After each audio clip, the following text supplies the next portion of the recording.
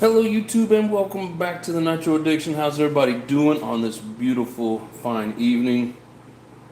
Hell yeah, what's going on? We got John Davis in the house. Hey, everyone, what's going on, brother? Lee Harris, welcome back, brother. You know, I've been waiting for you to come back because that last show that you were in, right as I was turning it off, you asked about the fuel that I run, and I didn't have any way of communicating with you. Yes, I remember. Um, Basically, I run 30%, 9% VP for racing, and then just for bashing, I use either 20 or 25, depending on what the vehicle is, with at least 9% oil. But hope that answers your question. Welcome back. Thank you, Corey. Sick ride, bro. Thank you, appreciate it. JD said, "What's Three Brother 3?" I don't know what Three Brother 3 is. You trying to say what's up, brother? Need to see if she's as fast as she looks. Yes, sir. Not with this driver. Maybe I should hand it over to a pro and find out. But Steve's in the house. What's up? Paint job looks good. Thank you, brother. Appreciate it. King Nerd's in the house. What's going on, Rinks? Surprised you remember. Yeah, me too, bro. But yeah, I remember because you just said new subscriber, and I was like, cool. And then you asked that question. I was like, dang. So I remembered you. But glad you came back so I could tell you, get it out of my brain. Now we're gonna forget all about it. But yeah, I like VP. Flashpoint's good as well. Don't use Traxxas. Traxxas sucks unless you're running a Traxxas vehicle. But other than that, the Sidewinder's good. There's a lot of good ones out there, but VP's the one that I seem to run into the most. JW says, LOL, yep. Big Boys Toys is in the house. What's up, brother? How you doing? Rusty RC Nitros, what's going on?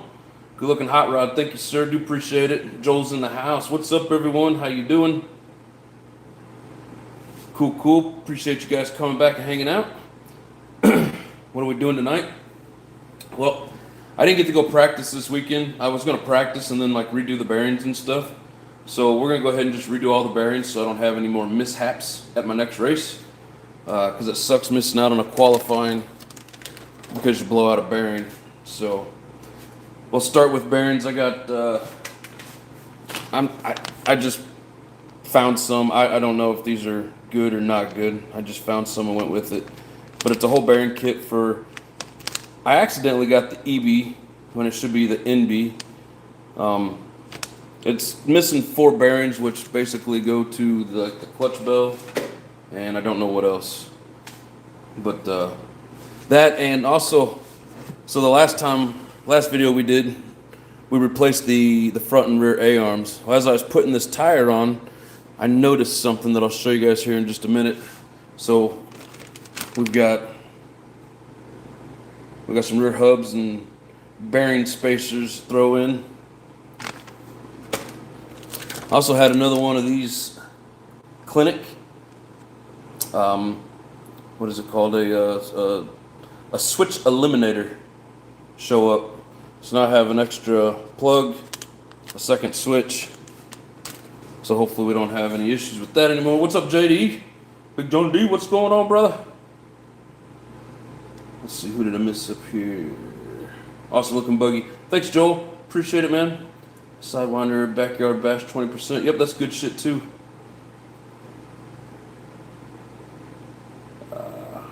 Yes, John Davison, that sucks really bad.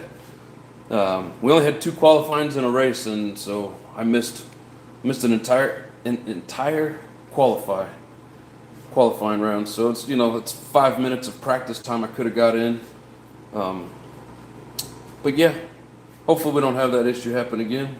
I'm on vacation for a week with Sudan Queen Safa next Monday. Hell yeah, where are you going? It's freaking awesome, brother.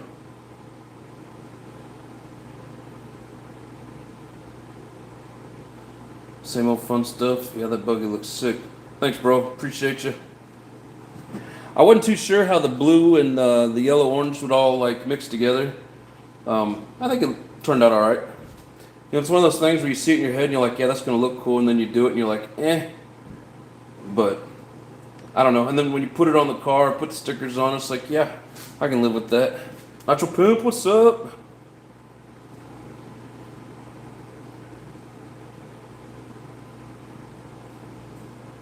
That paint job. What about that paint job? I need time to get away from things, especially that my mom recently passed away. I need peace in my mind. Yes, sir, you deserve it, brother. It looks edible. Alright, keeping it away from Nitro Pimp because it will be gone. When I clean my bearings, I put an ultrasonic cleaner, take the grease out, and just use oil. You know, when I blew out my differential bearing, they asked if I was blowing out the grease, and I said, what do you mean? And apparently a lot of people get rid of the grease and just use oil, and they said that a lot of people are having problems with that. So, I don't know. I'm just going to throw some new ones in it. I'll keep these for just, you know, practice or playing around or whatever, but I'm going to run some freshies for the race. Makes me think SpongeBob drove into the shallow, and that's what I dig it. Oh, hell yeah, appreciate it. Looks killer, says John D. Thank you, sir. Yeah, I had fun with it. And by looking at it now, it gives me a couple of ideas for, you know, for another body or two. So, you need to keep oil quite frequently after every race.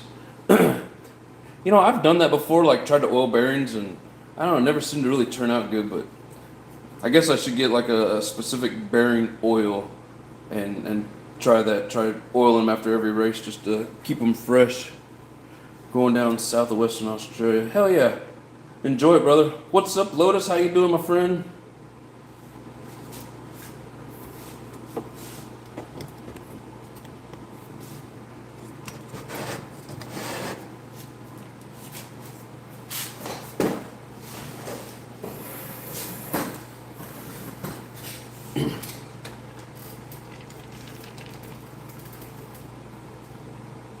That dirt is just rough on bearings. Keep them stock and change them often.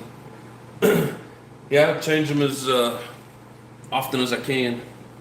I bought 2 packages, so it's at least good for 2 races. Oh, excuse me. But yeah, bearings are expensive regardless of what brand you buy.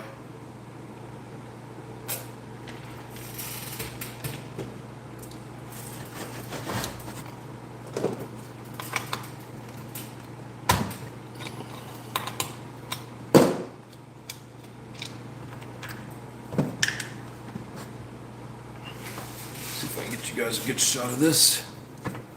Yeah, so when I went to put the wheel back on after the last show,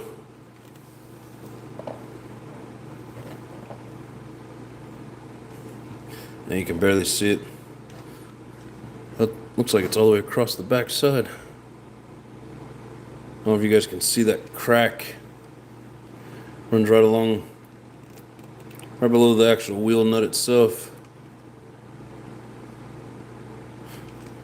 But yeah, so on one of the jumps, the guy that was pitting for me and his son was actually at that jump. And they said when I landed, they heard a crunch. Come to find out, I think that's literally like the first piece off of the MB 2.2 that I have broken. You know, wear out some parts and strip screw holes, but first actual piece that I have cracked and broke. So like I said, we're gonna be throwing a fresh set of these on. In case anybody's interested, there's the part number.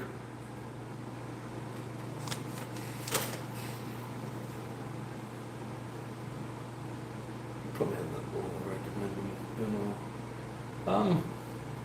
I do have some gun oil, but I don't have any here with me. I'll actually get some bearing oil.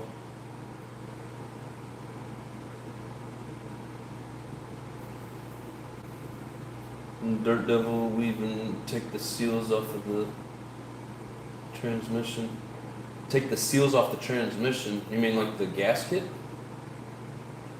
Or are you talking about on like an actual car? I'm talking to Rinks, he made me buy another buggy. Rinks will do that. Yes, he is a bad influence. Bigly, that's a word I haven't heard in a while. I like the techno EB 48 2.2.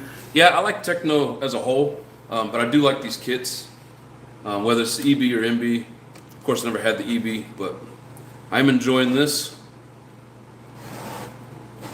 So the only bearings that I'm not going to change will be these rear diff bearings, because I just put them on and literally only ran like a 5-minute qualify and a 10-minute main. So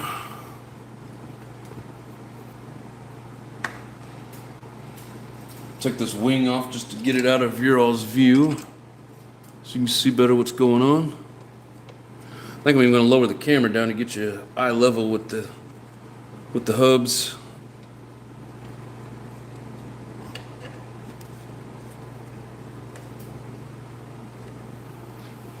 Oh, dirt oval. Yeah, I get you. Racing dirt oval and a traction slash. Remove the seals in the transmission. Also, we do remove the seals in the wheel bearings too. Why? I'm just curious. Bring some traction slash. I race indoor. I pull the shields off, remove the grease, and gun all of them. Turns those cheap steel bearings into bearings that spin like ceramic. Oh, nice. We'll be here quick. What's going on, Hype? Thanks for joining in, brother. Appreciate you. What do you think of a new paint job? Nice and bright so I can see it on the other side of the track.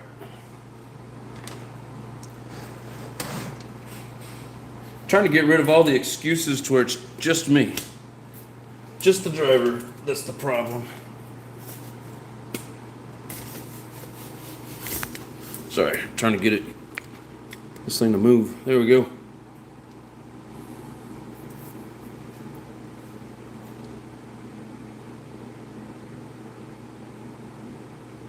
Sickening. Thanks, brother. Thank you, Lotus. Seals are friction. You talking about the little rubber seal in the bearing? The shields drag on the race of the bearings. Huh. Man, so much to learn. Alright, make sure you guys can see. I don't know if you guys can actually see this. And yeah, I did try. I put some super glue on it thinking I was going to run practice this last weekend, but we got flooded out. I mean, like, it rained its ass off.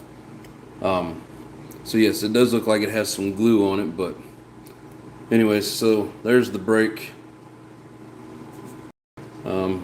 I mean, these are loose anyways. I don't think it's really causing it to be too loose there.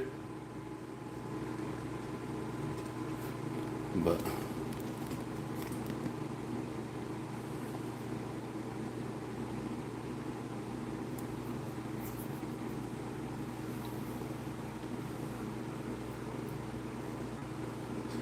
it should take half a second off full laps at least. Oh, I'm going to need more than that. I'm going to need a lot more than a half a second. That's for damn sure. The blue or the black seal, I get you. I mean, if it's only half a second, I'd rather keep my bearings from getting plugged up with dirt. Texas do live this Sunday at the soccer field. I'll be there. Also, thrashing RC trucks in the field. Hell yeah. Well, I'll be racing, but I'll try to catch it. Better it rolls, the less the motor has to work. If you can run an extra couple teeth without getting, that's the advantage. I'm not gonna run it. I'm gonna keep it a 13 tooth. I'm not gonna run a bigger bell on it. What's going on, John Bishop? Thanks for coming back. Appreciate you. All right. Time to get started. Trying to think how I want to do this.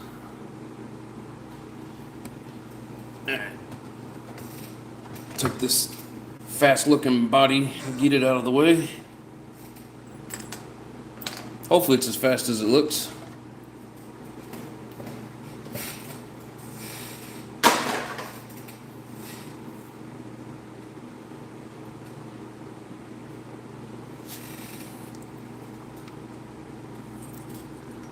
Yeah, because I think I need to change this outdrive bearing.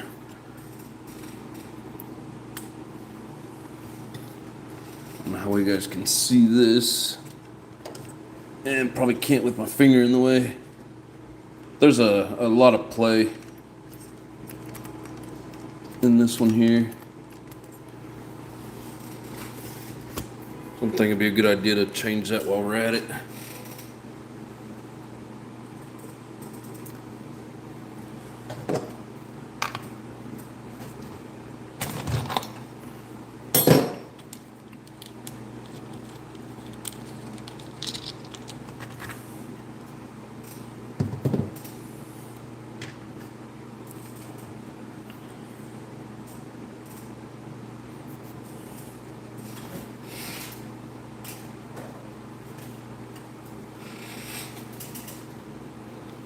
Thanks, Tom Bishop. Appreciate you. On dirt, you could pull the shield off the inside. Dirt shouldn't get in there. Yeah, I get what you're saying.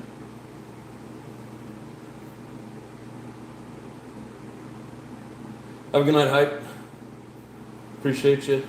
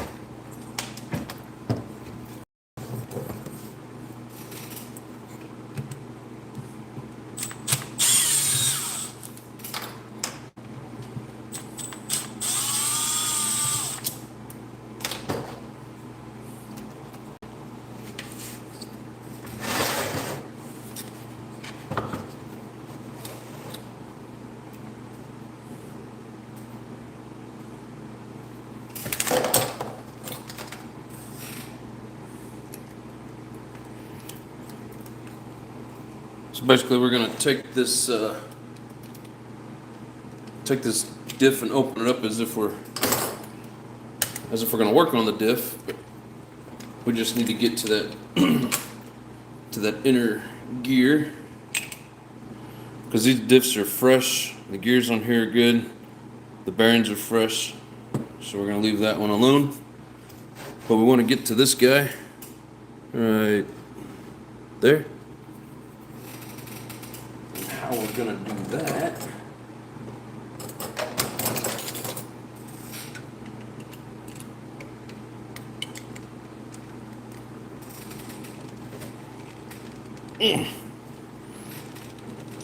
God. That screw is tight.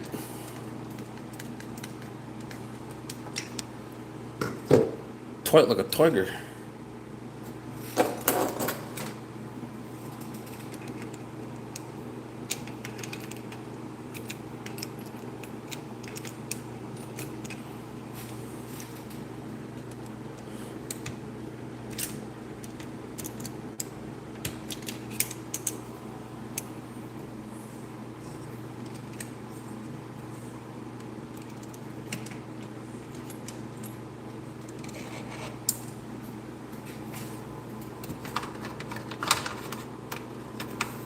There's a little shim in there.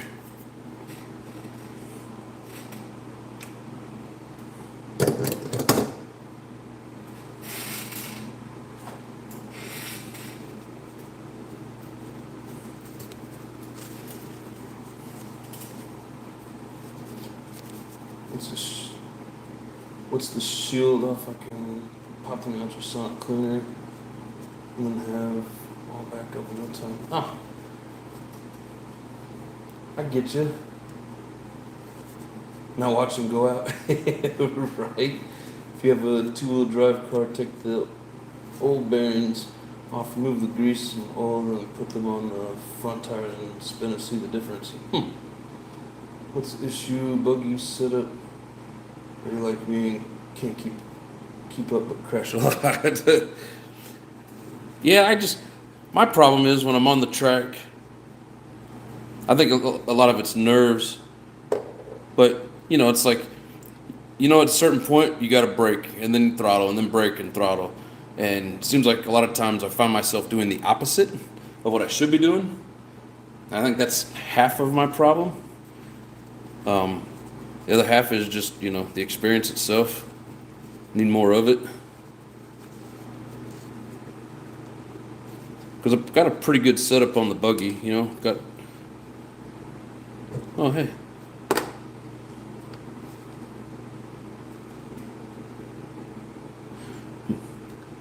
It's like one of the seals to a bearing, but this one has both of its seals. I think that front one was falling apart. It was so loose.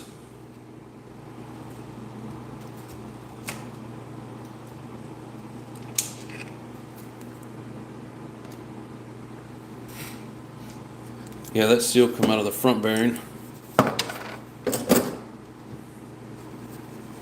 But I feel like I'm getting a little bit better. What's going on, Bob? How you doing, brother?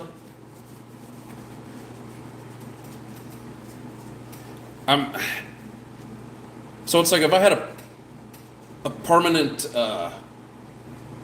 marshal out there making sure that as I'm trying to do things, and I'm rolling my buggy or going off track, that you can put me back on, I'd be a little more willing to try certain things. But like trying to keep the speed up and like spin through the corners, or just gunning it and trying to get it lined up, whatever. It's something I just get a little timid on, and without having the practice. I just need more of it is all.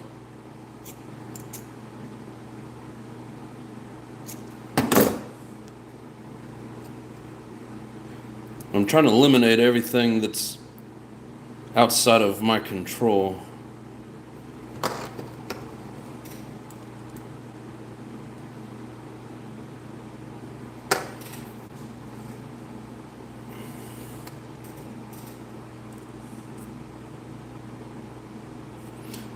That bearing feels a little bit tighter.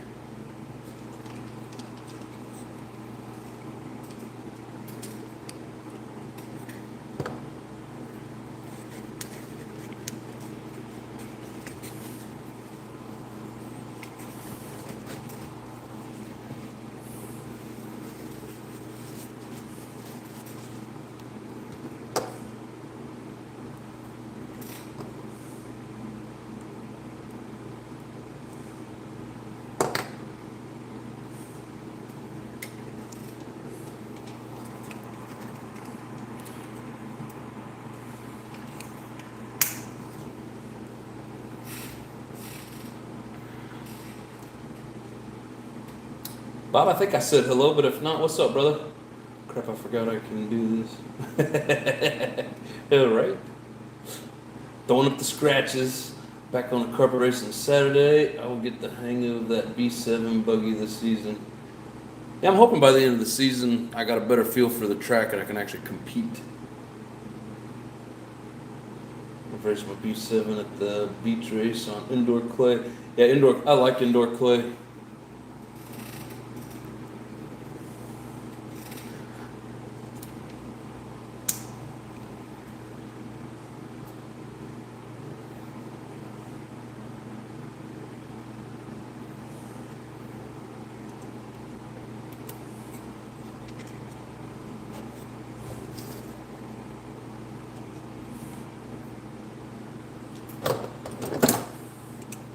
Can't get my fingers in there, so we're going to try and put this shim back on with some needle nose.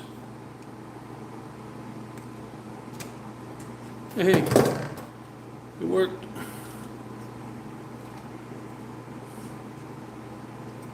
Almost.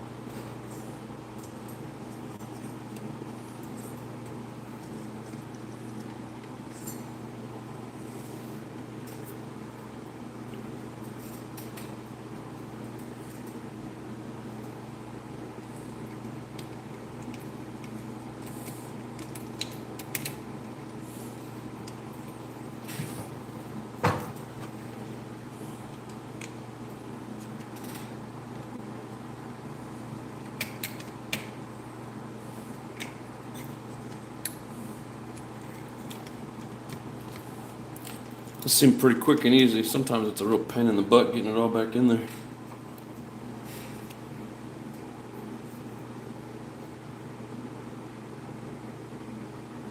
Racing Nitro is a tough class around here. 90% pros and the other 10% should be pros. Right? A lot of these guys down here at this track, I mean, they're really good. I don't know how they go so damn fast.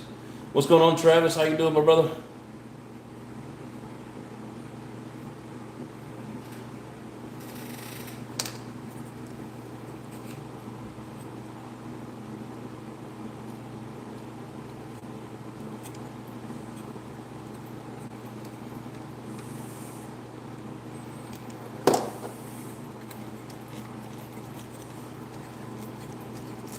Nice fresh glop of white lithium.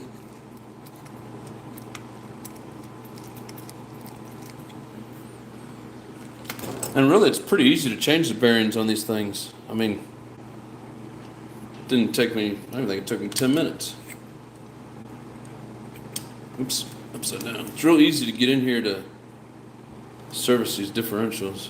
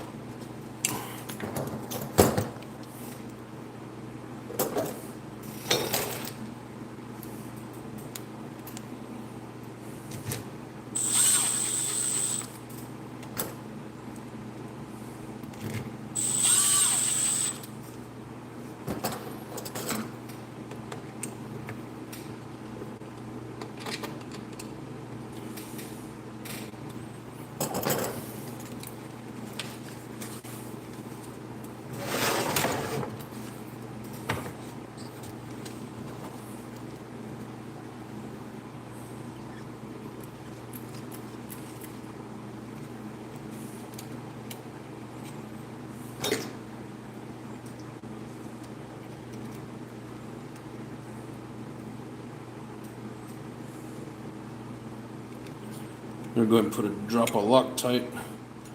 This little grub screw, I've taken out a few times, haven't put any Loctite back on it. I'm afraid I'm gonna lose it.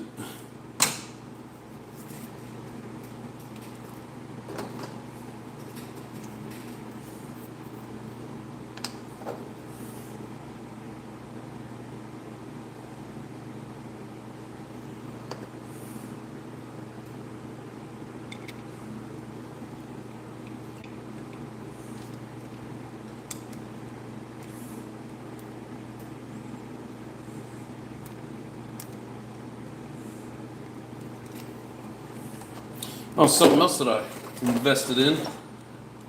Never had a camber gauge. This is old school, but it's made by RPM. I didn't know RPM actually made tools, but simple, and it was only like $10. The other one was 50. So I figured we'd try it out. But my front camber was up at like -5 degrees, and I got them all four set to 2 degrees, which is what is recommended by Techno. I don't know if that's a perfect setting or not, but that's what they say is a good starting point.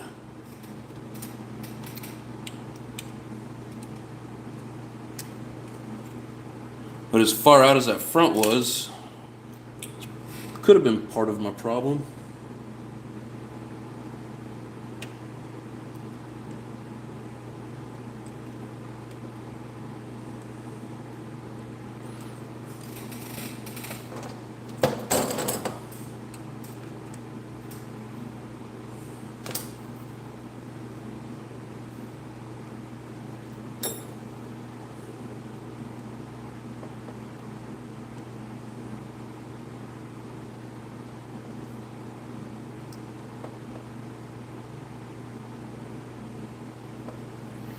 Come on, I know there's another drop left in there. Let's go.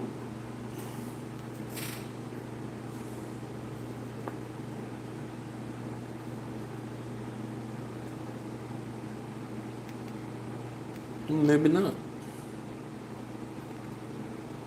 I thought for sure there'd be one more drop in there.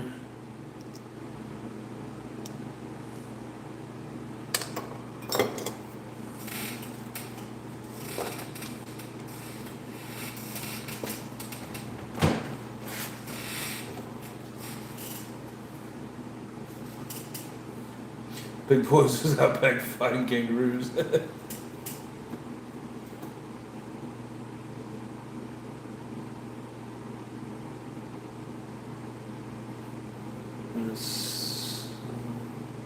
And a slim front. They're calling it a 2-wheel drive. Practice makes perfect, and a whole lot of free time to only race and practice. It doesn't happen overnight. I know, but I sure the hell wish it would.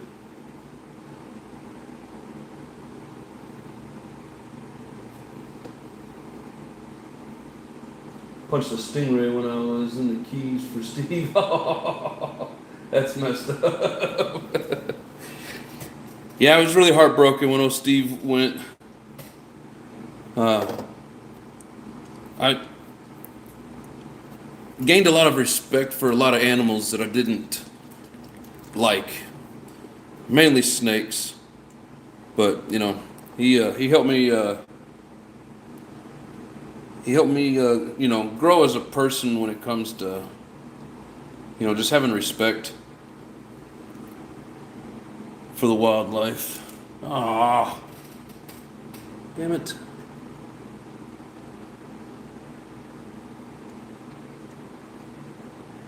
Not like I need Loctite all over my plastic.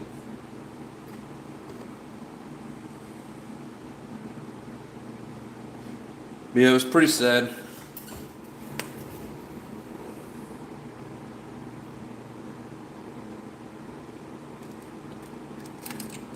Oh my God.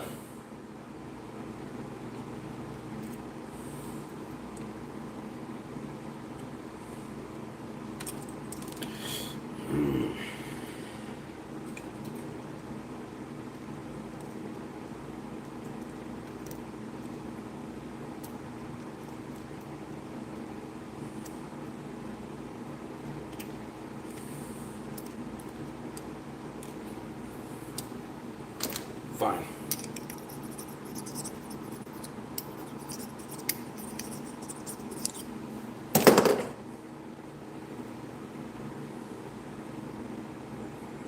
No, I can't find it.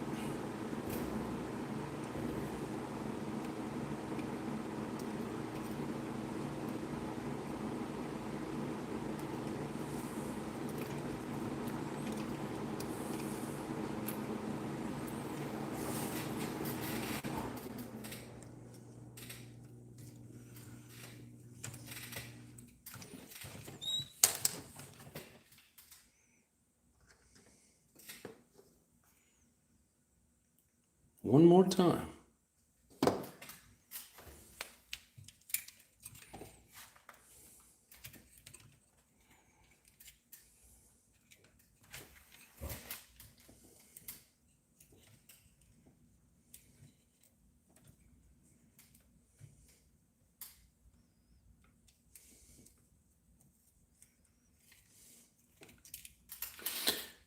Man, I thought it was in there. Otherwise, it would have just kept turning.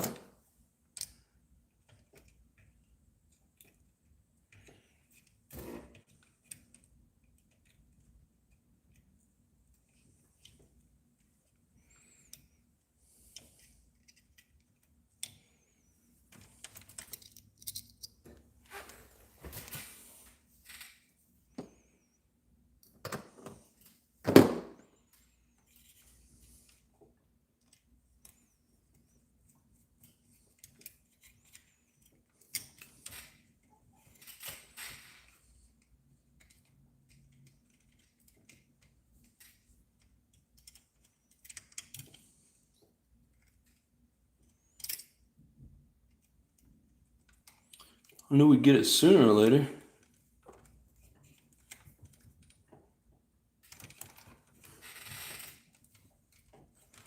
That was a pain in the butt. Anyways, now that that debacle is done,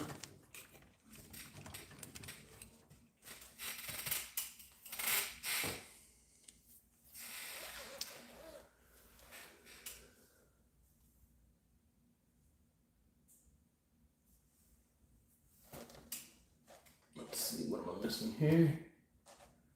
Racing is controlled bashing. Oh shit, that's funny.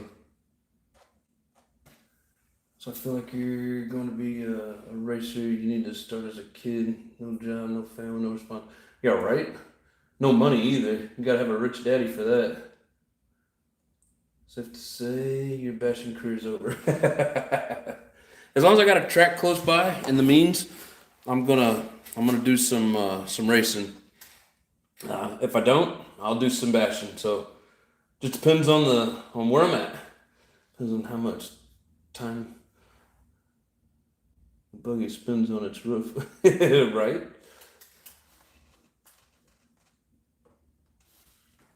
And then it said nobody listened to techno. Yeah, that's funny. Found this channel from Great Bashing Repairs. He was doing, sucks to not be able to see that anymore. Oh, I'm sorry, bro. It's just the place that I'm at. But we'll do some bashing still. Techno ET42.2 out of the box. Wasn't even close. Luckily some pros helped me get it closer. Now with some more tune, it's awesome. Hell yeah.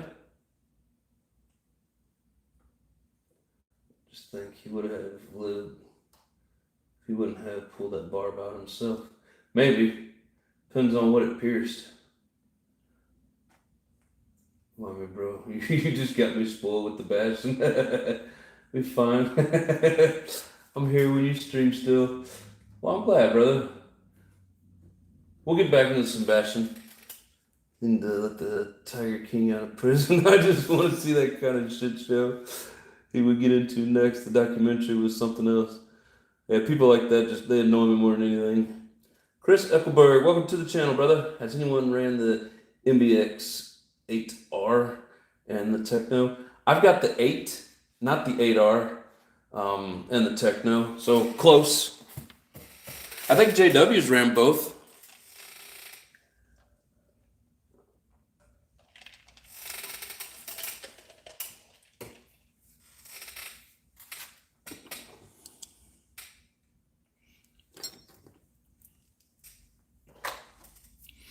All right, so now we're going to change out the hub and the bearings in the hub.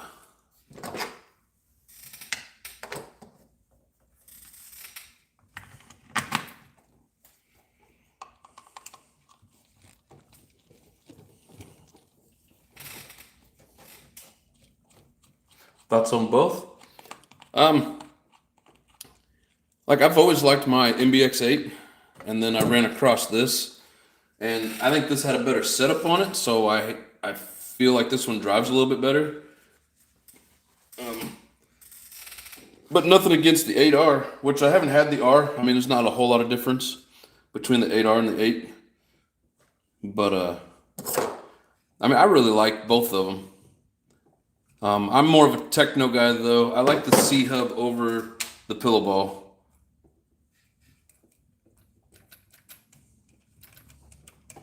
Come off. Get off of there.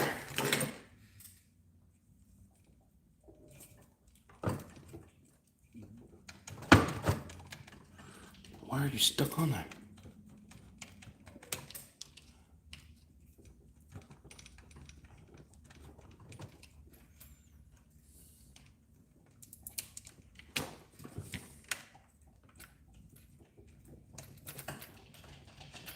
This is ridiculous.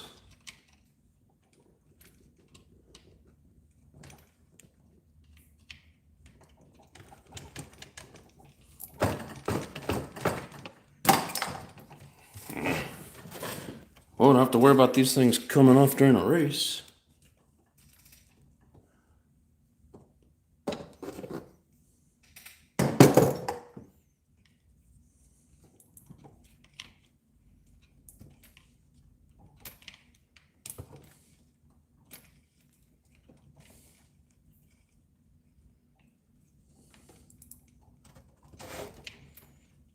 Come on. What in the world?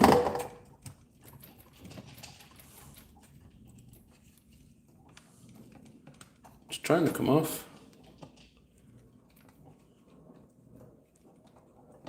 Come on, get off there.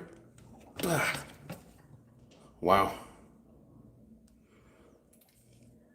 That was a real pain in the ass.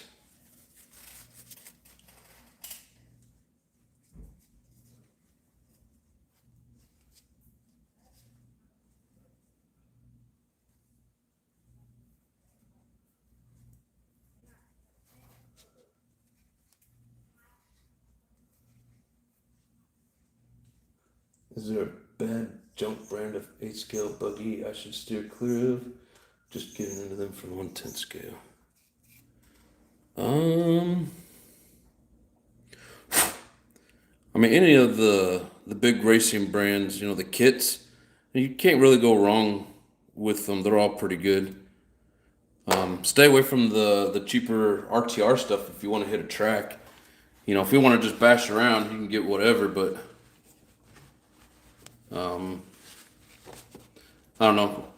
It's like if you say any brand names, certain people that like those brands will get mad. So I'll just refrain from saying any actual brands. We'll let somebody else on here answer that question.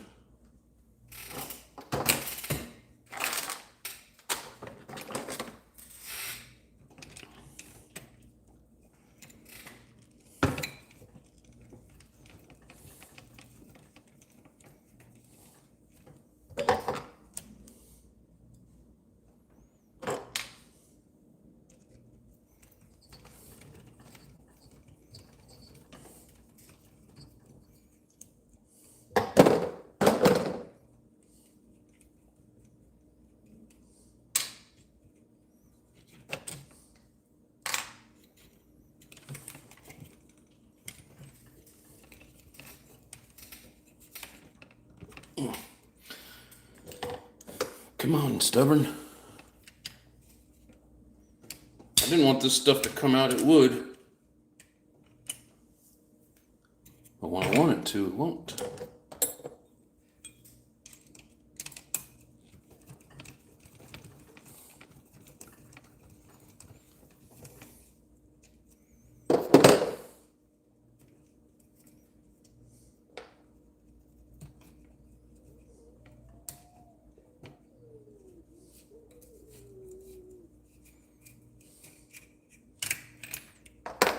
So note it has two of these little plastic shims. The thicker one goes in the back.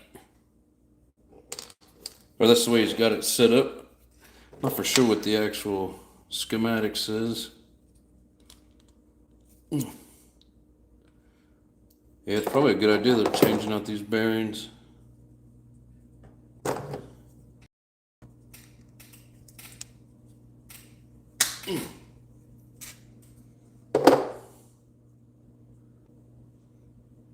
That bearing's dry and stiff. Yeah. Good thinking.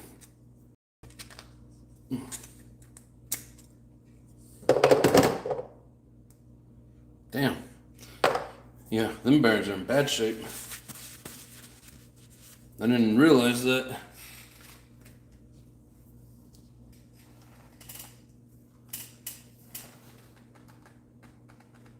As long as it's current and not TLR, you're fine. TLR, the parts available can bite it. PNR's a really good brand, really durable, but in case you do break something, yeah, it's hard to find parts. Happy is cheap and I just like bashing. Yeah, I mean, cheap bashers, I mean, there's some good ones out there. I mean, there's even like the The Serpent is a good RTR basher. Hobeo.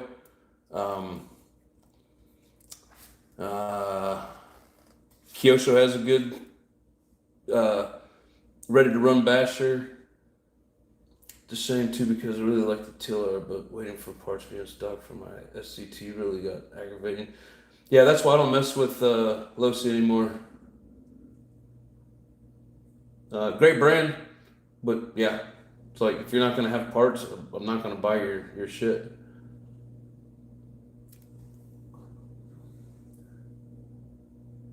I have to say the new MP11 looks pretty nice. It does, and I'm sure it's a pretty damn good buggy. Ryan Lutz seems to like it. Bob really likes them. Richard B, if he was on here, he'd really like it as well. Can even go used a few generations back on most buggies. Just prepare to spend more on spares and replacement parts. Whole Amazon HSP brand like 250. Yeah, they didn't get to work on that a lot though. HSP, Red Cat, those buggies. Those are the ones I'd stay away from. I didn't want to say anything, but I'd hate for you to go buy one for $250 and then spend all your time fixing it. If you want to have fun, I know it sucks, but save up a little bit more money and like I said, find a Serpent or a Hobeo, the Hyper. What is it, 7 or 8? I think you can still get those. And there's a lot of good buggies out there, but the HSP brand, they're cheap. If you don't plan on crashing, you might get some use out of it. Yeah, Travis loves the Serpent. He just got one recently. Run and run away fast. They do. They're very fast, but man, they break easy. Like the Red Cat always advertised about how fast that they were, but it's like it don't matter how fast you're going, if it's going to break, is it really worth it? You're gonna drop $250 on an HSP. Just give it to a home to a homeless would be better spent. There you go.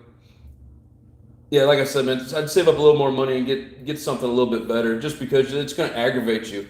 It's like I tried that in the beginning to go cheap, but you spend more time fixing, waiting on parts. I wouldn't do that if I was you. You do what you want, it's your money, but honestly, I wouldn't. Don't want to get caught in the Losi associated new model every 2 years. And they're all kind of like that. But yeah, it's like certain models like those HSPs, I mean, they break a lot. Not a problem, brother. That's what we're here for.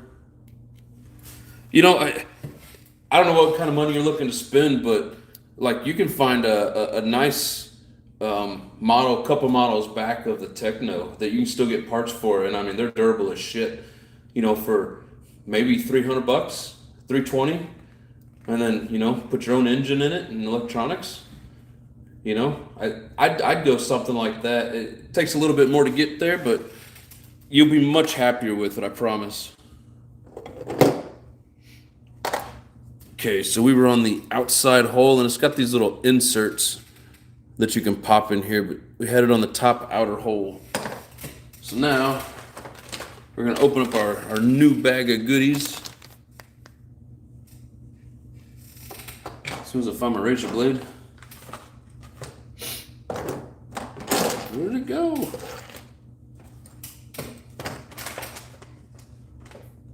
It's not good when you can't find your razor blade.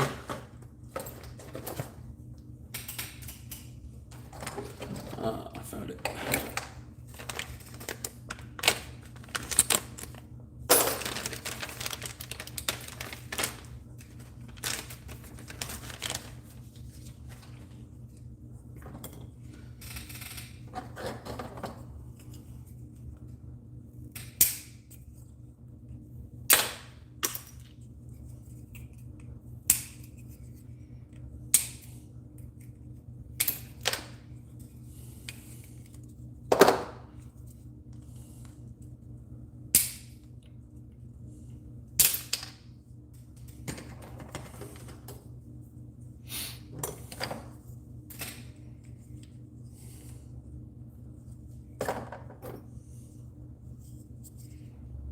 And I don't know what these inserts are for, because even in the directions it doesn't show putting these in.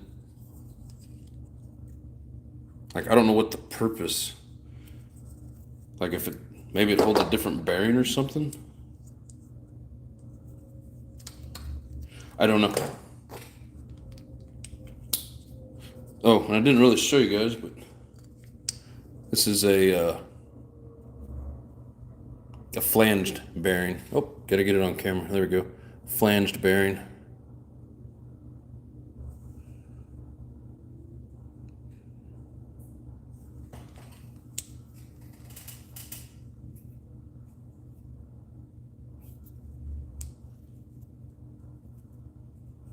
So far, watching my RC82 associated pretty easy. Yeah, some of them you can find parts for all day long. Also depends if you want a pillow ball steering setup or not. Will help eliminate different brands as well. Yep, true that. Lots of numbers. I like the Traxxas approach of just a name for 20 years. You're gonna fire up a nitro first tonight. Ugh, I don't have a place to fire it up. I have to like leave and go find a parking lot or something somewhere. So I'm sorry, but probably not tonight. I need to get this thing ready for the weekend, so that's what we're going to focus on for right now, is just getting this ready for Sunday's race. I'm trying to make it to where we don't have any failures when it's race time.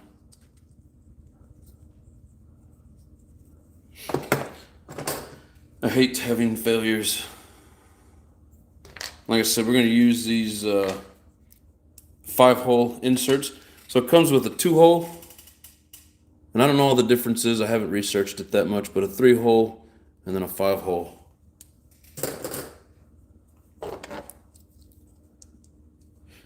And then you want the 3 holes up. Oh, come on.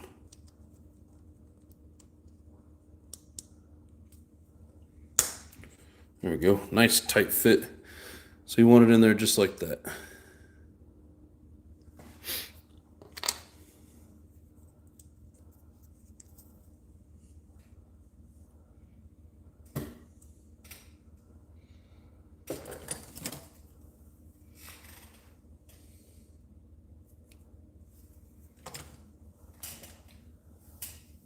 There's a Bobeo Hyper 9 for $350. There you go.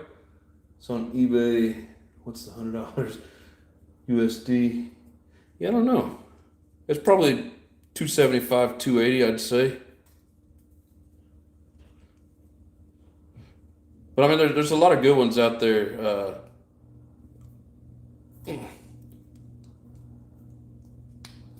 And I get it. Sometimes it's hard to come up with that extra amount of money, but I think you'll be happier in the end for sure.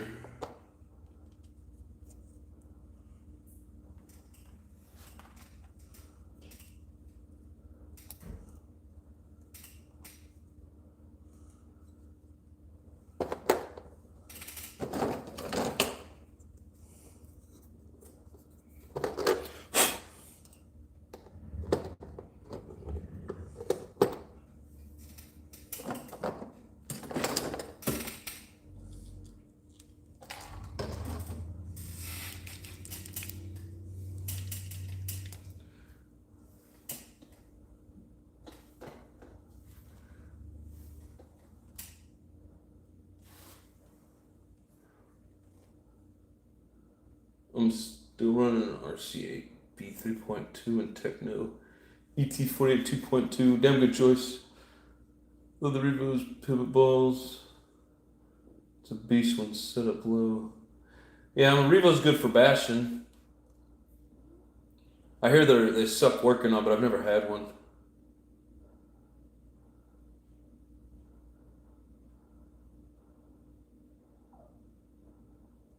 Gotta be a nitro.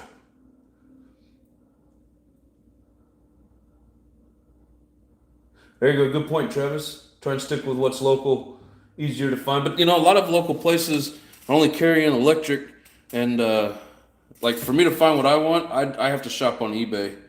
It doesn't really matter to me what's local, and I travel so much doesn't really matter anyways what's local.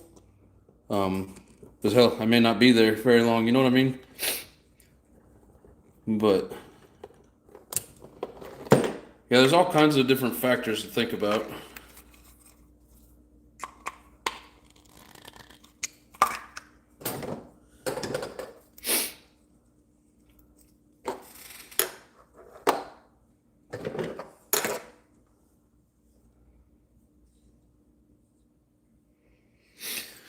Now, these have two different settings for the bottom hinge pin, and you go with the upper setting and it lowers your wheelbase. If you go with that lower one, it raises it up. So when you raise it up, you're going to raise your center of gravity. When you lower it down, you lower the center of gravity. And I think you use the lower one for like rough tracks, and then you use the upper one for smoother tracks. I might be wrong, but it's like there's always a reason for everything when it comes to this stuff.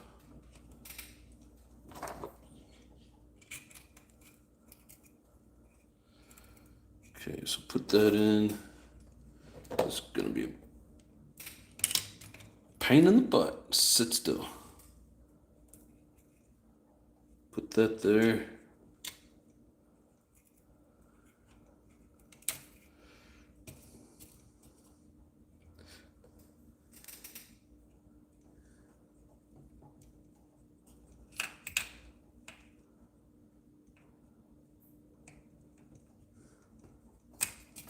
Boom, we got it.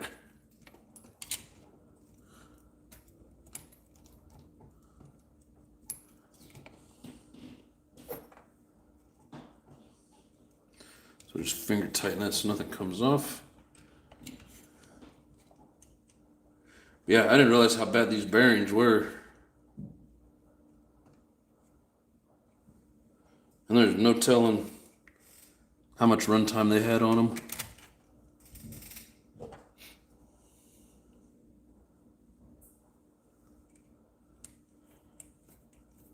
Seeing as how I bought it used,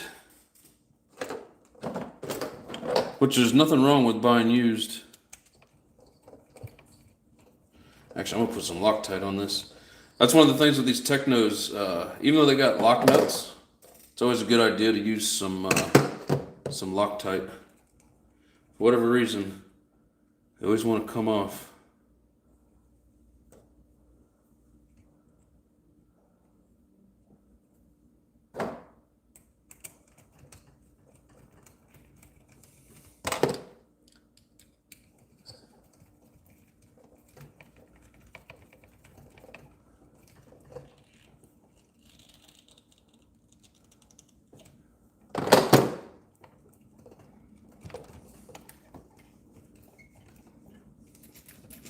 Oh, that's so smooth. That's nice. That's real nice.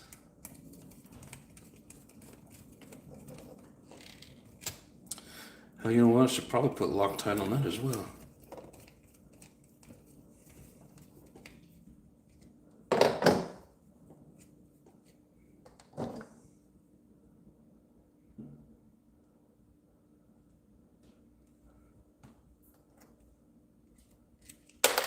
Yeah.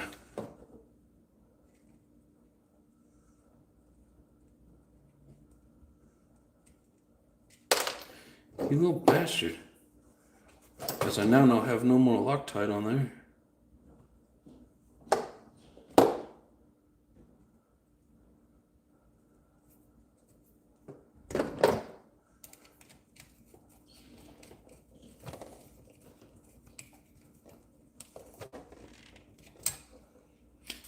All right.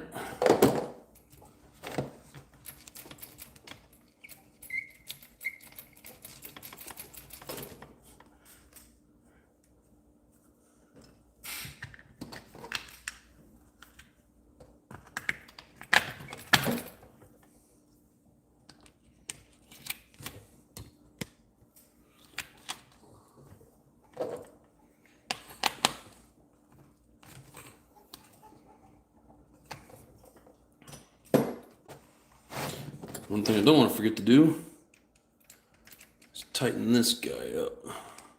I need to Loctite this screw.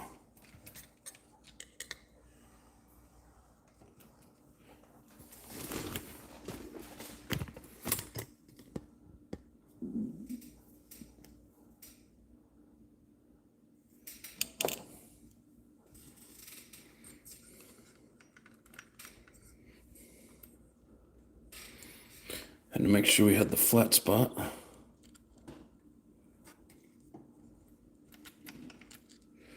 Oh.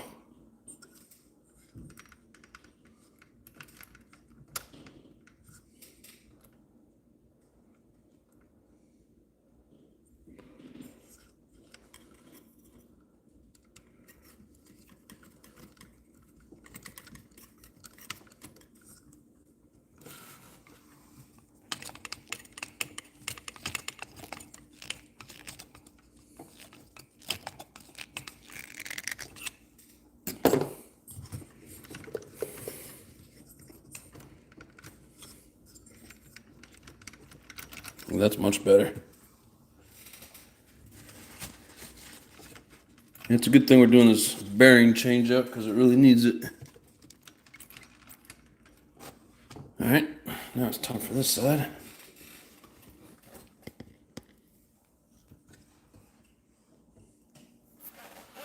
Let's see.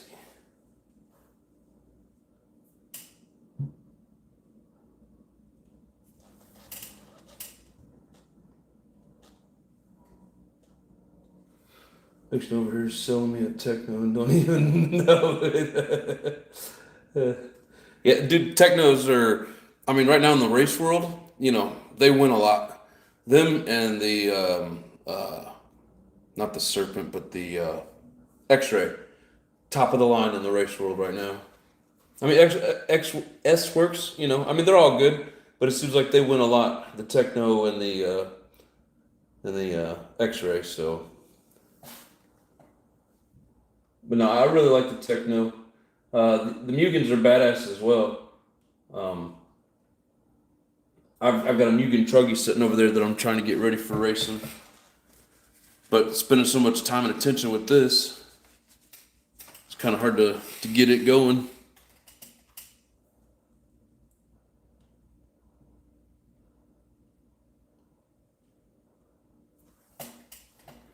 You want to know how to get on the Japanese eBay or Euro eBay sites?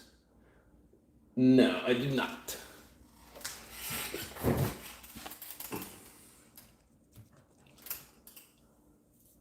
Yeah, a lot of the stuff that Techno is doing, like these shock towers, is the way that this is split and there's no crossbar.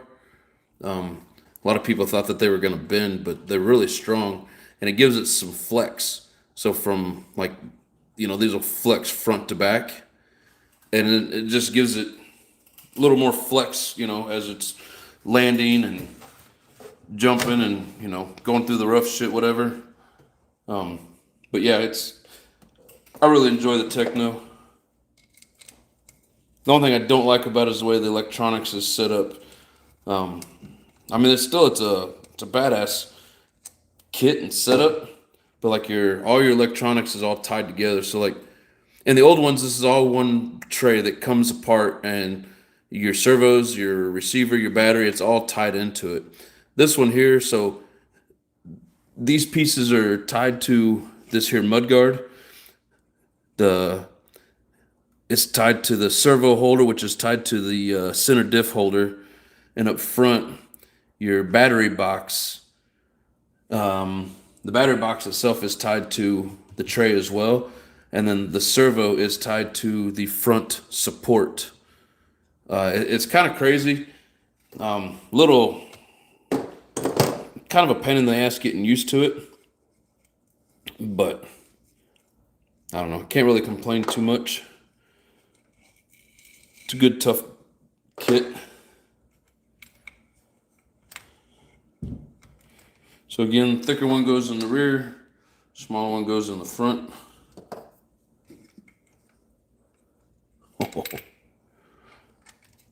Yes, I'll show you guys this once I get it out.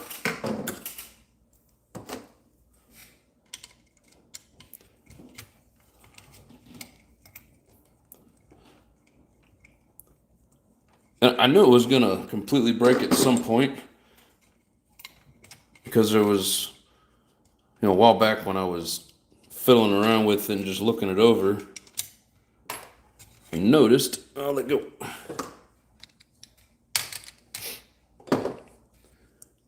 I had noticed that it was broke here on the bottom side. And yes, I went racing with it like that. And, I figured what's on the bottom hole, the top hole will be okay. Well, it broke even more. Luckily, it didn't completely shatter, landing some of those jumps. Because even since it's been broke, I've landed pretty hard, and it didn't completely come apart, so that's a plus. But no, those tracks are like, especially this one, it's like concrete. And man, as much as we crash and as hard as we land, I'm really surprised that nothing else breaks. If you want a good durable kit, Techno is pretty solid. But I mean, I've crashed the shit out of that Mugen as well. Both very solid kits. Get off of there.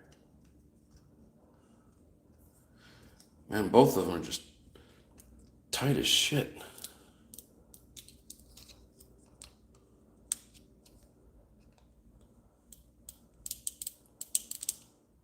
Ah.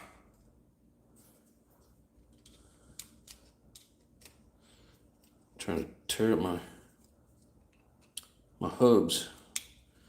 Man, I can't even get in there.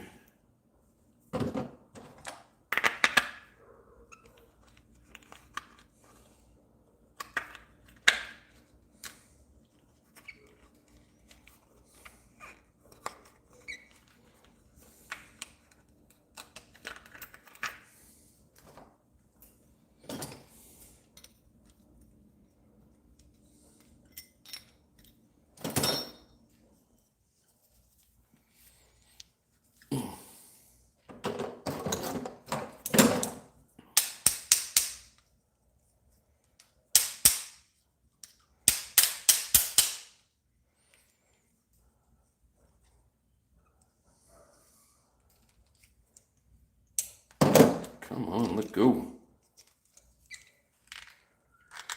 There we go. Huh. So, stick your screwdriver back in here and just wedge it up underneath the steel instead of the aluminum. Well, it did work.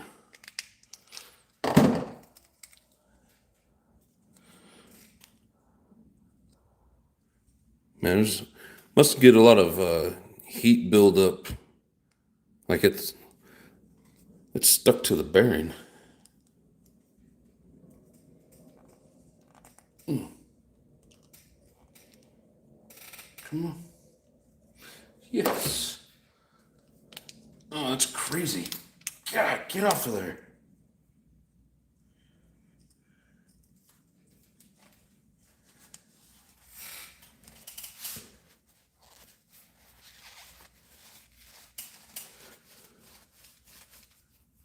If you want the Ferrari of Nitro World Buggy X-Ray by far. Now, I will agree with you on that. X-Ray is top line, top of the line, but at the same time, so is the Techno, and the Techno's a little bit cheaper. But, ugh, the bearing is stuck.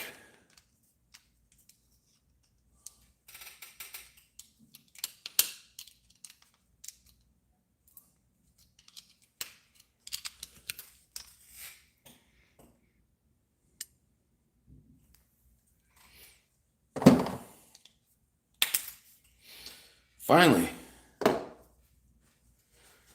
It's crazy. Just Google eBay Japan for eBay.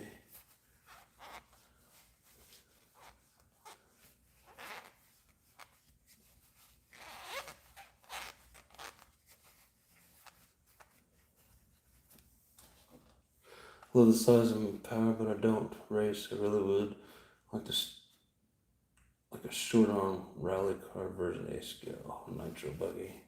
Lee Harris, I'm back now. I had to help my elderly neighbor back on his feet. Oh, that sucks.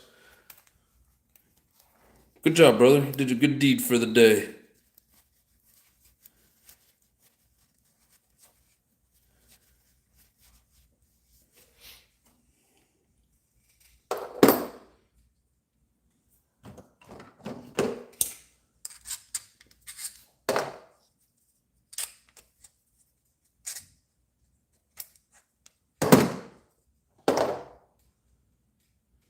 The bearing's actually still pretty smooth. Oh, shit. No wonder it was stuck to the axle. Like this one here is freaking seized up. That there's probably half my problem.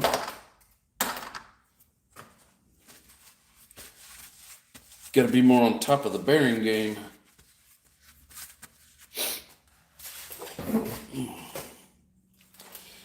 Alright, so 2 more of these.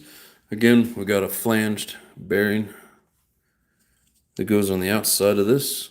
It's even got like a little groove for that flange to fit. If I can get it just right in the light.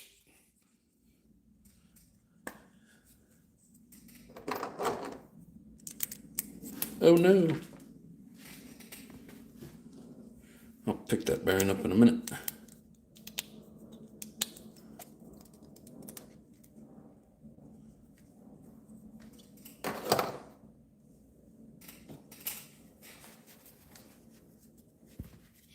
Who built this buggy?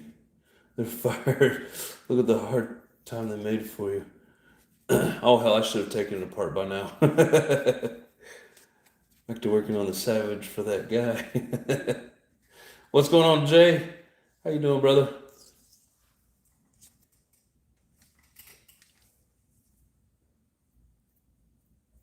Yes, as much as I run this at the track and as hard as I run it, I should have changed the bearings a long time ago.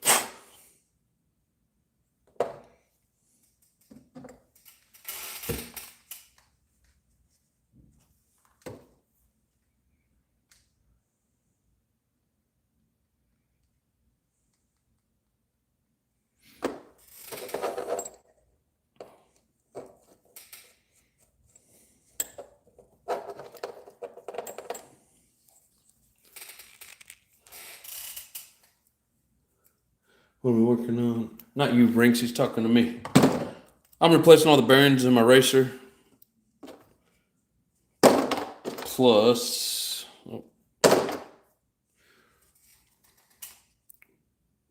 broke the rear hub.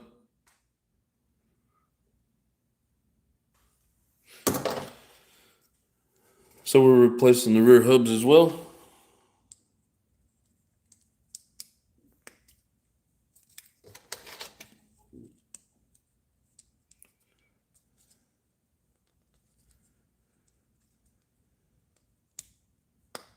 Just like the other side, the 3 holes are up on the top side, and then we're gonna use the outer hole.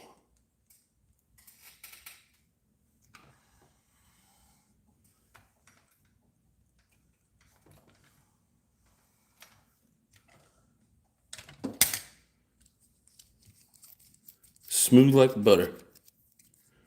Yeah, I didn't realize how bad a shape those other bearings were in. That's kind of shitty. It's RC abuse.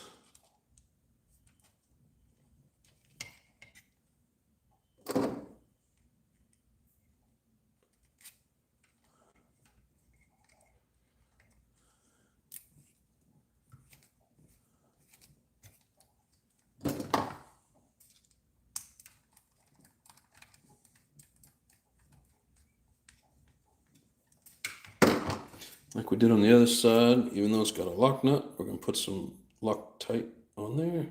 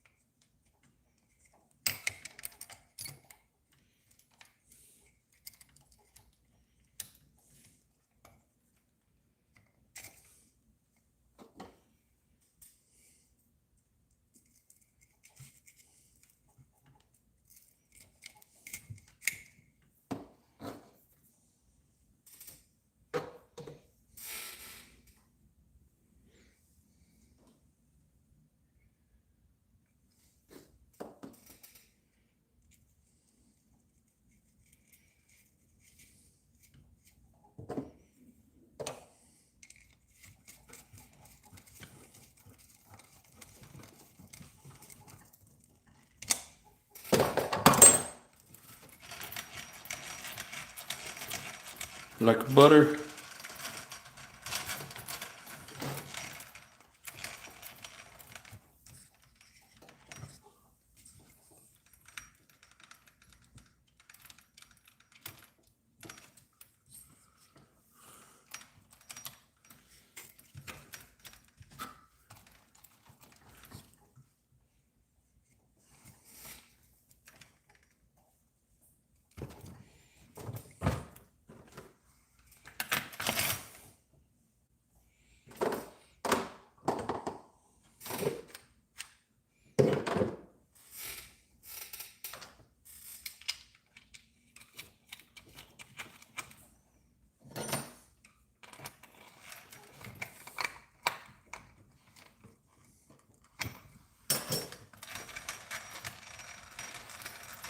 Probably do the bearings of the transmission as well, but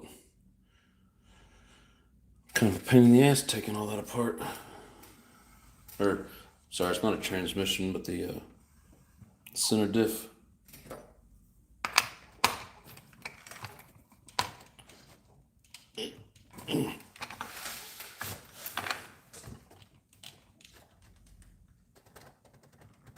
Yeah. Whew.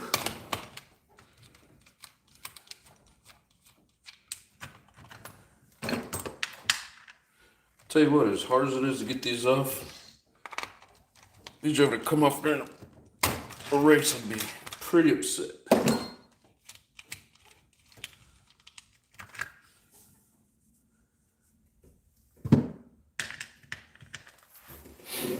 Alrighty.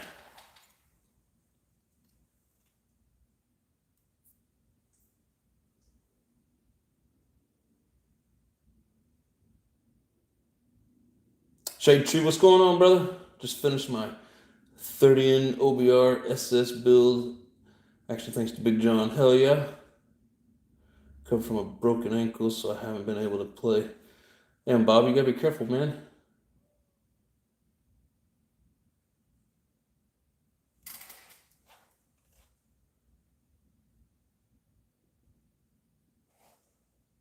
If had both my feet broke, I wouldn't wish crutches on no one.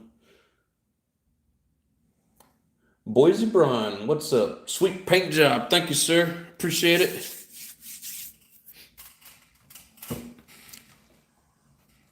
Appreciate it a lot, my brother. Thanks for joining in. Hope you're enjoying the show. Plus, I look, I can't find the HPI 59 engine. Either says out of stock or discontinued. Yeah, the only way you're gonna find one of those is if you find somebody selling one. Yes, sir, Boise. No, I didn't do it. One of my buddies at the track did it. I didn't realize how easy that spiffy little tool is.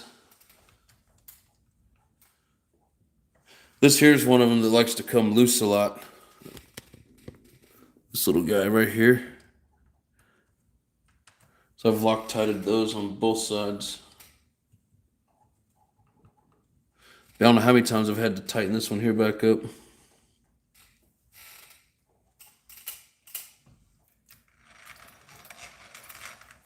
Okay. And of course, that's the one I gotta pop loose. That's all right.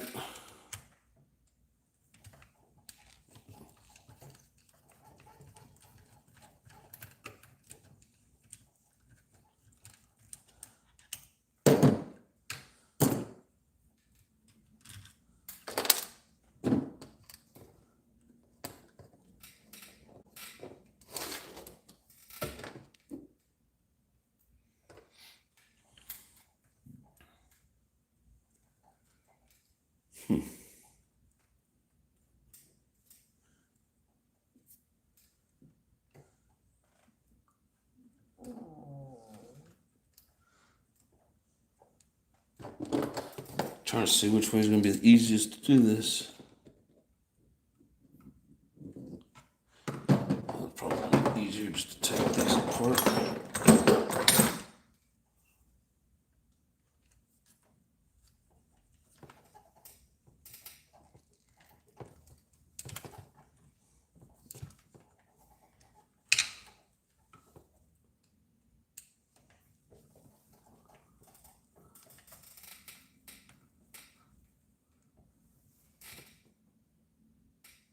Standing on a truck bumper, tossing hay, and the truck behind us lost brakes. Ugh, damn, that sucks.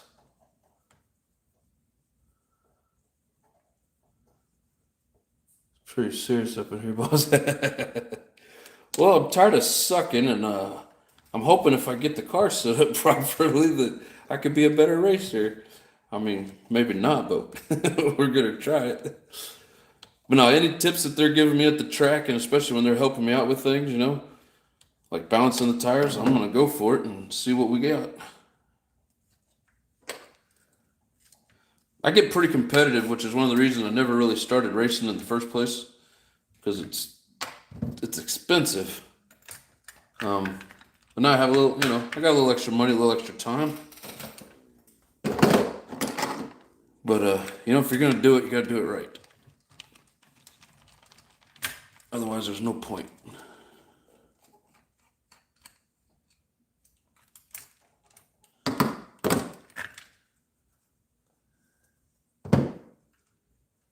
Yeah, I didn't know that those balancers, it's basically just a gravity thing. They put it on like a spinner, and then wherever it'll stop and kind of swing back and forth until it finds that heavy point, and then you just put a little dab of clay on the opposite side. I was like, oh wow, it's that easy? What is that? Oh wow. My bearing's falling apart. Yeah, it's a good thing we're doing this. I don't think it would have lasted another race. Come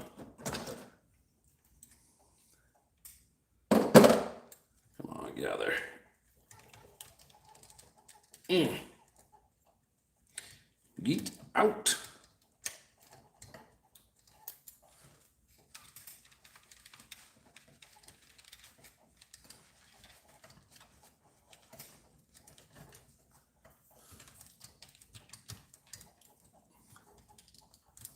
There we go. Yep, apparently these bearings should have been changed out a while back.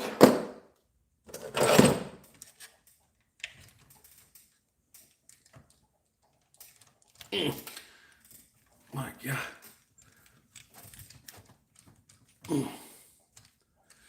She's in there.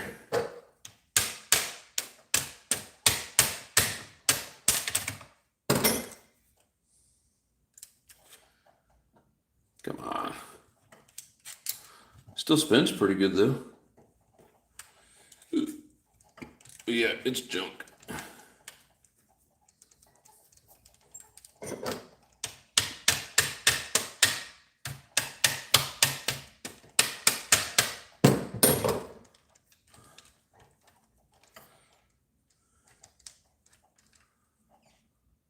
Come on, get out of there.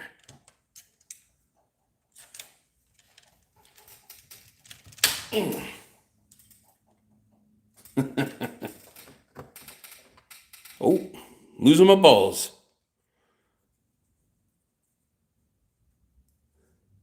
So that was a flange bearing.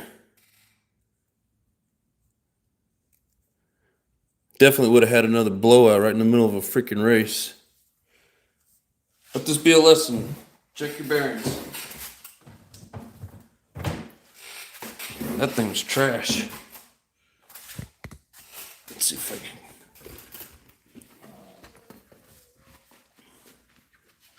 Trying to grab a bearing that I dropped.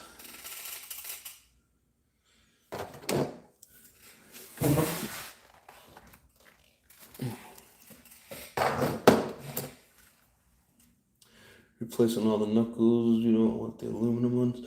No, I didn't replace the front knuckles, just the rear because they were broke. I've never even seen the aluminum ones for this on a Techno. I don't know if they make them or not. But these plastic hold up pretty good.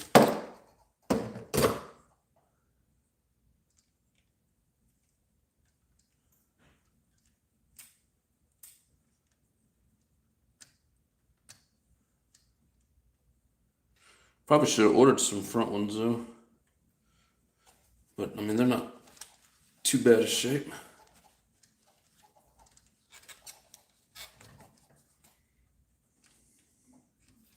But those bearings are shot. Protect the balls at all costs. Max settings, what's up? What should I buy? Techno? Yes.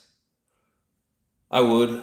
I got back into the Nitro RC about 2 years ago. I stopped messing with RC cars for 12 years. A bunch of Nitro bashers. Was thinking of getting into racing. I live in Vegas now. Dude, go to the Silver Bowl up there. It's at the park on the east side. JW goes over there. I went up there and met up with JW and was running on that track. It's pretty cool. But yeah, Techno or Mugen, X-Ray. Depends what kind of money you want to spend, but I love Techno. Bob loves Kyosho. Kyosho's good. I've got an MP9 that I didn't like the way it felt, but I probably just don't have it set up right. But I've always had Techno. I've always liked them. But Kyosho's making a big comeback, and they do make some good product.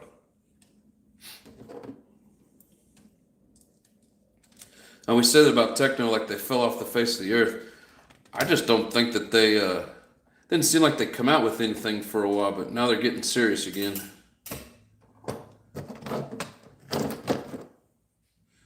I don't know, Bob's the Kyosho expert.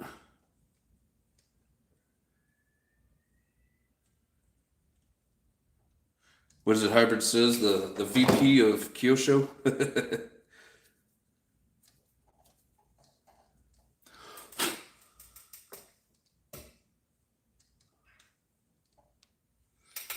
Alright, let's get some Loctite on this guy. Guess you guys probably can't see too well over there.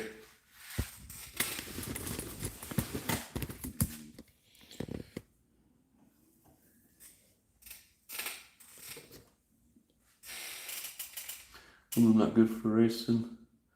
Yeah, I mean, some people use it, some people don't.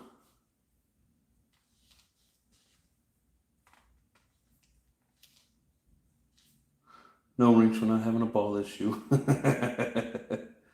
Kaiser holds the record of A-main wins, don't they? Knuckles, no issue, still have plastic arms. I don't even know if Techno has aluminum. This part, the hub or whatever you call it. They might. I just haven't seen it. But man, these plastics hold up really well. Of course, that one piece in the back broke, but I mean, when you're landing on a track that's like concrete, you're gonna expect it to something to break every now and then.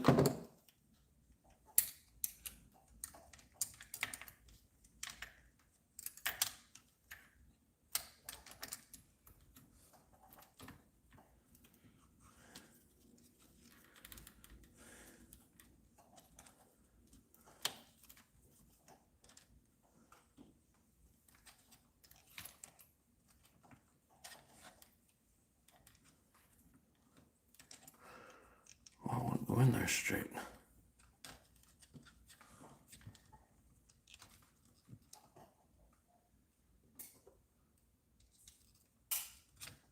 Oh.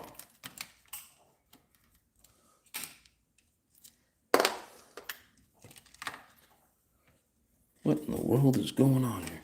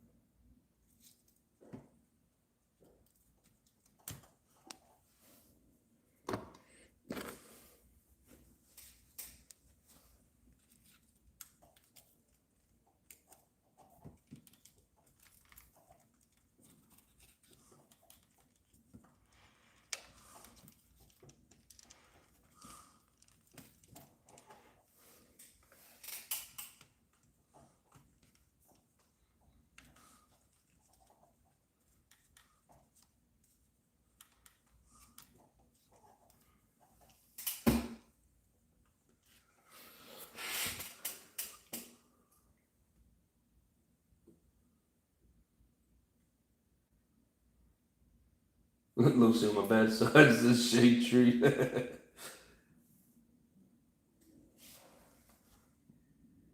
And if you get me a Hyper 9, I will trade you my Mugen. Might have to see what kind of price tag them things have on them. Sounds like could be an even trade though.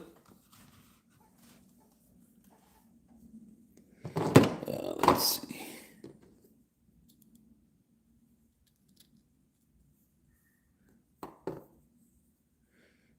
You say it's going to come with that Orion?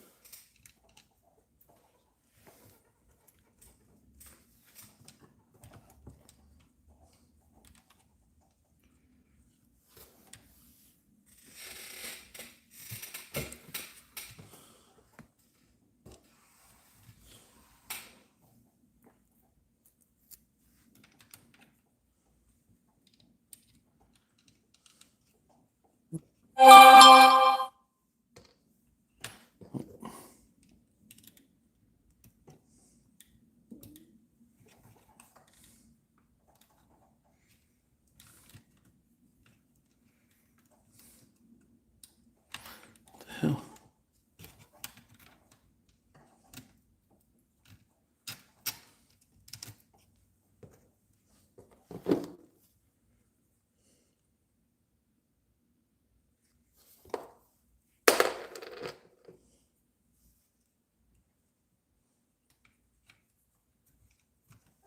Nothing bad about the Technos. You gotta lock tight everything or they come apart.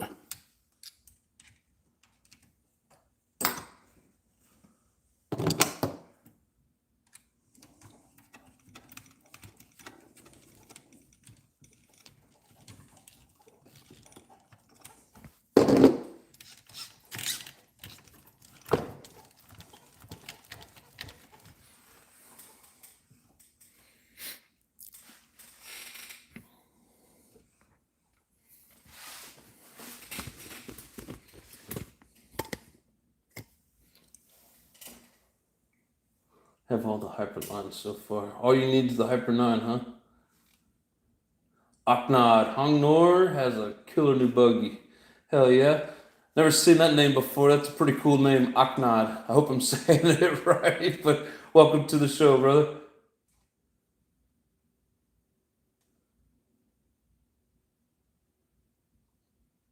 The Hyper VS, and it's not pillow balls at C-Hub, but for a 15-year-old buggy, it's pretty modern and could be great for a person starting or a car or a club car.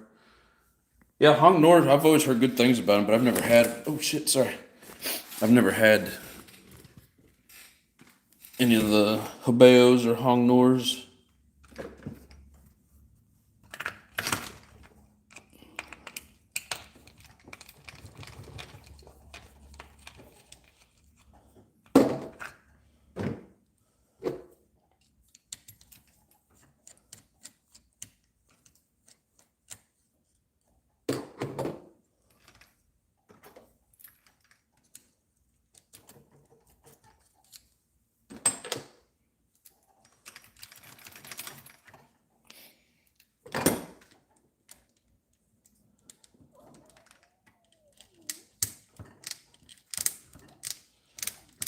Come on.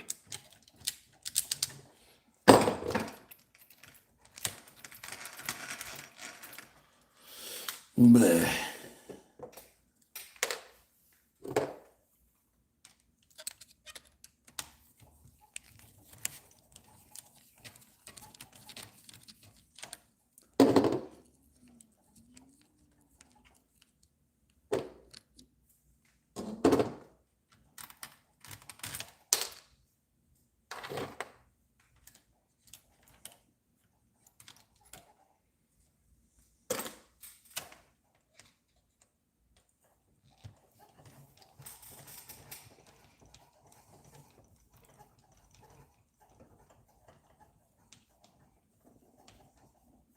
Are you sure, Boise? I thought Hong Nor was like the other name for it. I thought they bought him out or something.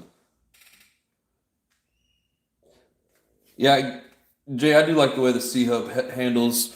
Between the Mugen and the Techno, I seem to have better luck with the handling of the Techno. One of them, kind of slides through the corner, and the other one kind of rolls through the corner.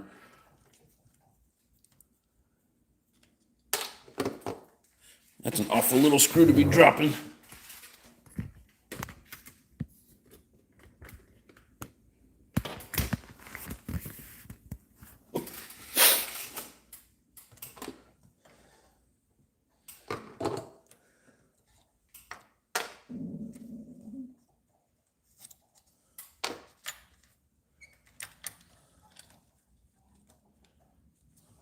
Man, all four of these are stuck like Chuck.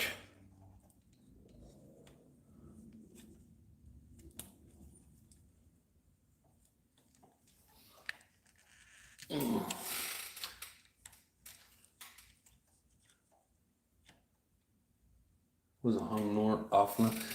Yeah, maybe that's what I'm thinking. Hong Nor, somebody explained it to me once.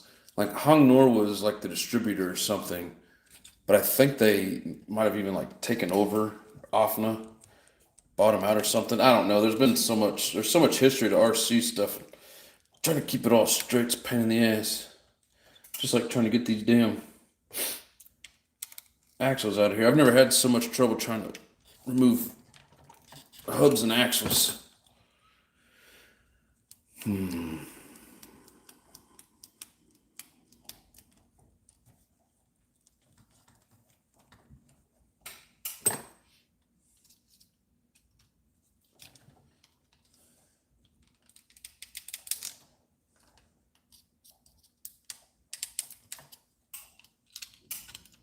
Yeah, this bearing's toast as well. I'm really am surprised I didn't have any other failures with this shit when I was on the track.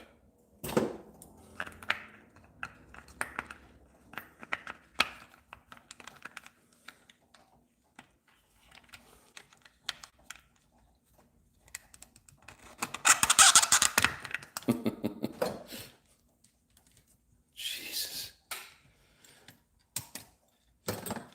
That's crazy. Yeah, seriously, be sure and maintenance your bearings a little more often than what I did. Pretty sure what happened was everything heated up and it seized.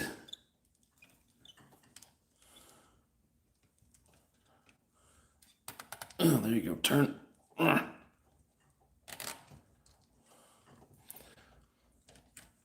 Bet if I hit it with WD-40, well, then it'll be all slippery.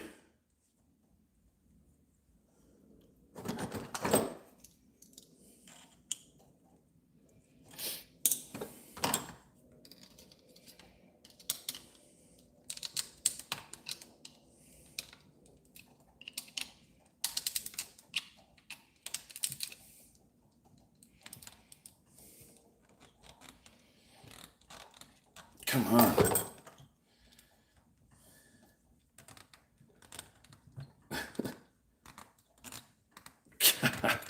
It hurts. I got little bitch hands. Is Techno coming out with new stuff soon? I hate. Yeah, they're coming out the 3.0 after the first of the year.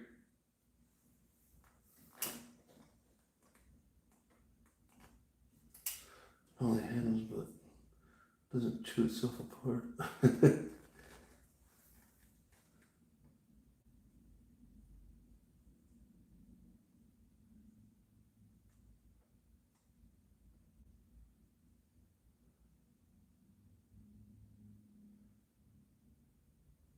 Shade tree. Get everything back together, but lose your damn hardware for the throttle linkage.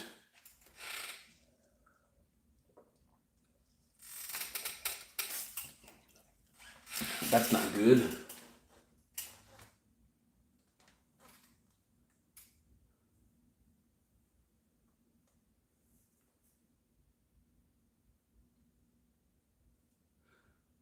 Yeah, Techno releases rigs about every 2 years, it seems. Yeah, roughly.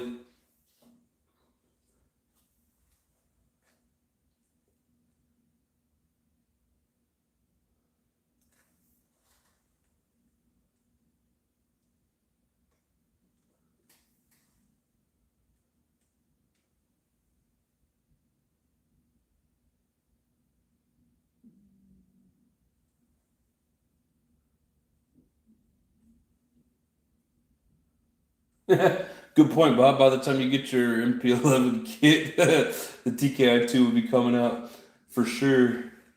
Because our buggy is the X5B, but Hobeo is still in the V2. And they have rumored making a new buggy. So I used to race into electric. I bought a Kyosho RB5, then they came out with the RB6. Yes, as soon as you got the money to get one, they come out with the new shit. Hard to keep up with that stuff. But like this here's the newest kit that I've ever had. This is the 2.2. I think they've been out for 2 years now, maybe. Yeah, all my other stuff is like older models.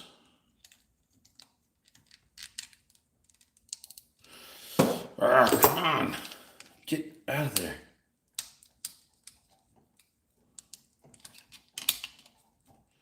Of course, as soon as I get this, then yeah, here comes the 3.0, but I mean, this is modern enough that it'll be good for a while.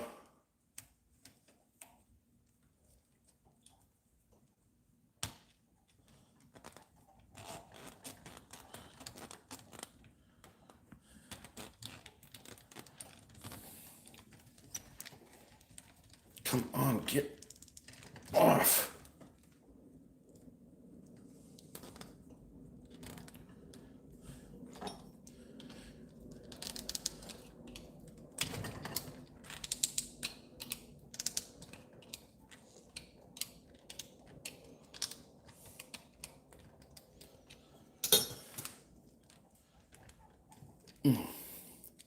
This is the worst one yet.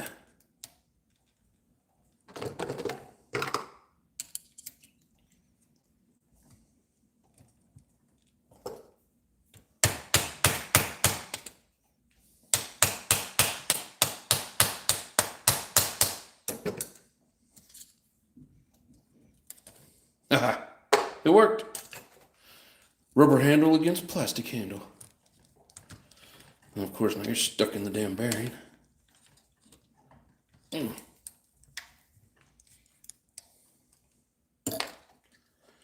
A blown up bearing. Yeah, I'm really surprised I didn't have any other bearing failures during that race.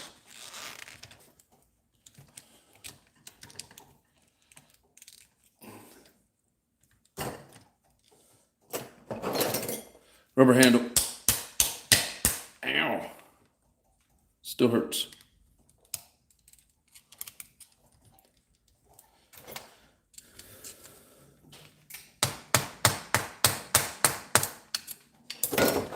Yay, it worked. I need to pull the hub and tap it out. Yep, definitely had a tap on it.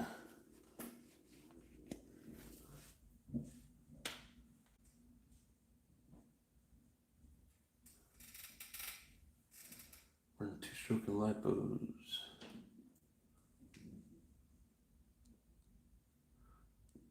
Plus tax here for a quart. Yeah, nitro's expensive. I'm one of those people, like, I don't really care. I love nitro. I love the smell of it. I love working on it. I love the sound of it. I love everything about nitros. Hence the name of the channel, because I'm addicted to nitros. I mean, I do like RCs in general, but nitros is my favorite.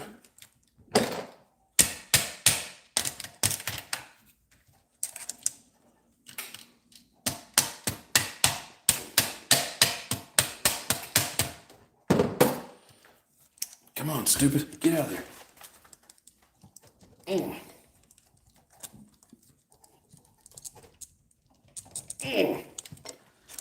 That's ridiculous.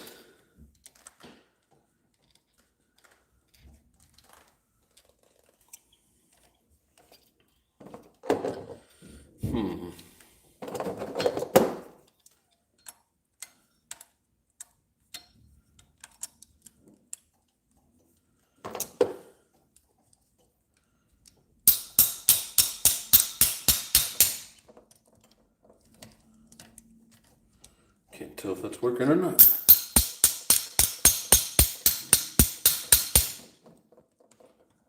I think it is.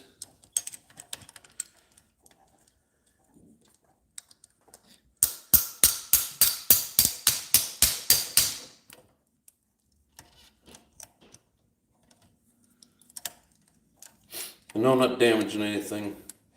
It's only on the bearing. Yay. Yeah, just use the end of this to pop it out. Yeah, another flange bearing blown apart.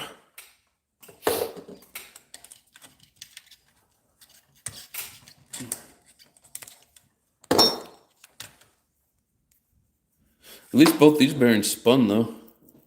But yeah.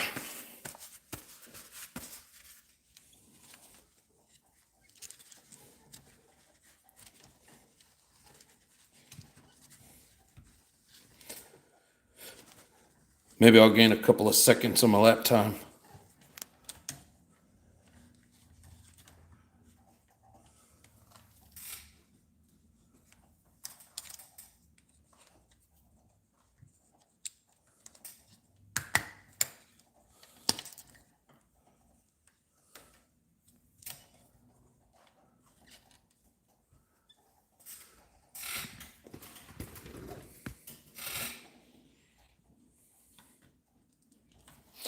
Nitro, I like electric, but I love two-stroke. I really like two-stroke as well. And eventually I'm going to get the gears that I need to fix up that orange Baja. But for right now, being this close to a track, I'm focusing on my efforts on the track.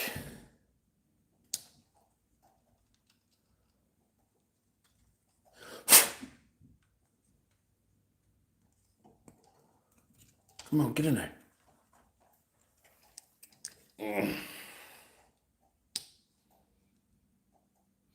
It's a tight fit.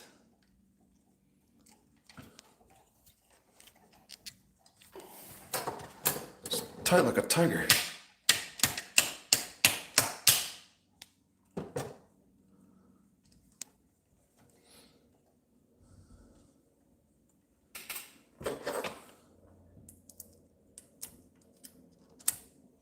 Like butter.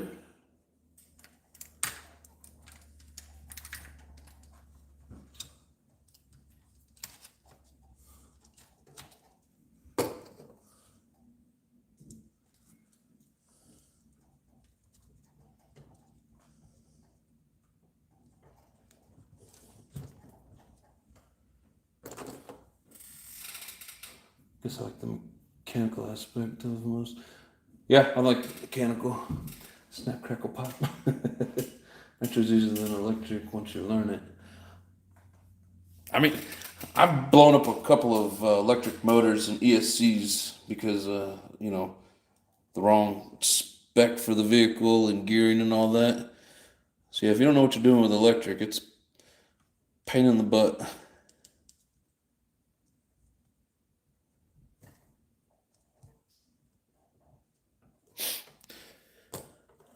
I'd rather hear the scream of the nitro engine over just the whiny plastic sounding of the gears of electric. Like when I'm marshaling for the races, you know, it seems like the electric. Seems like I always end up marshaling for the electric, and I don't know. It just sounds like a bunch of plastic.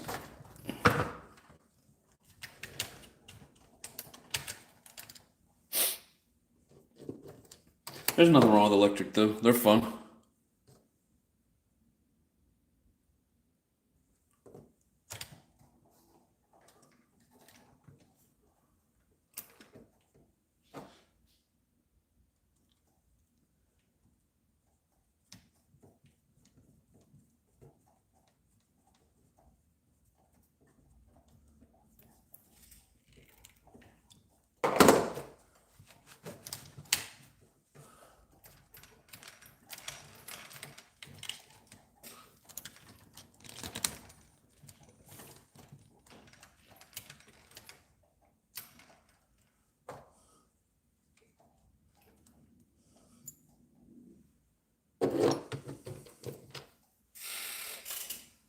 That's sad coming back to the hobby and seeing barely a natural basher. So, yeah, I know. I kind of feel the same way. About a year and a half ago, I got back into it after 4 years, and so much electric stuff, and it's like it's all the same. The sad thing is the stores trying to push it on everybody. I mean, I know of people that go in there wanting something nitro, and you know, in the hobby stores they only want to push the electric. I mean, I get it. Maybe it's more money for them or whatever. They're tired of people not knowing how to do it and having to fix it for them or whatever. But it's like, okay, people that want it, I'm trying to talk them out of it. If you don't have it, tell them to go buy it offline. That's what I do.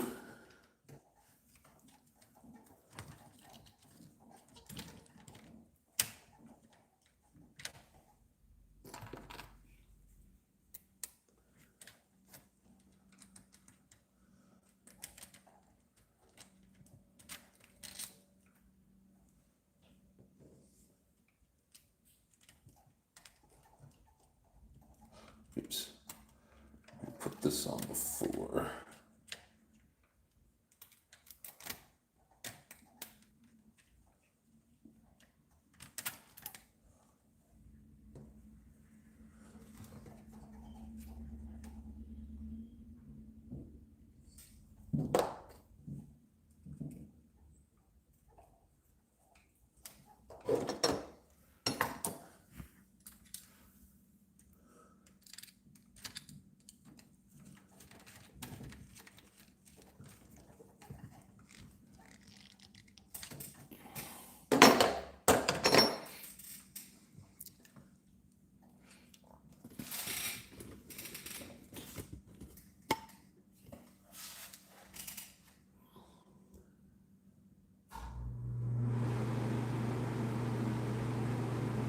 This nitrous for sale. Yeah, it's because we done bought them all.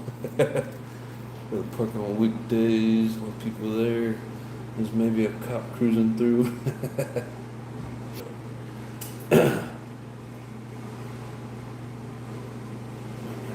Scale 2-stroke. I bet electric outsells both. Yeah, probably. Electric's easy, you know, and human nature is just, you know, path of least resistance, right?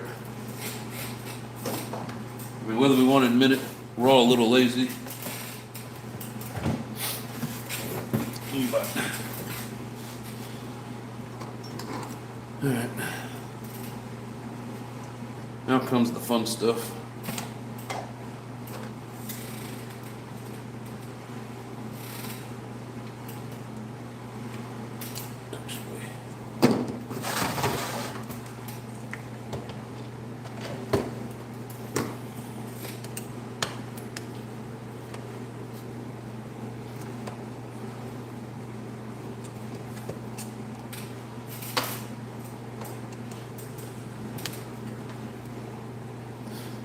You know, it's funny though, at the racetrack, it seems like anyways, that there's more nitros than electric. Maybe even close to the same, but you know, it's not like out in the basher world where electric outweighs nitro by a ton. Seems like the more popular races are the nitros.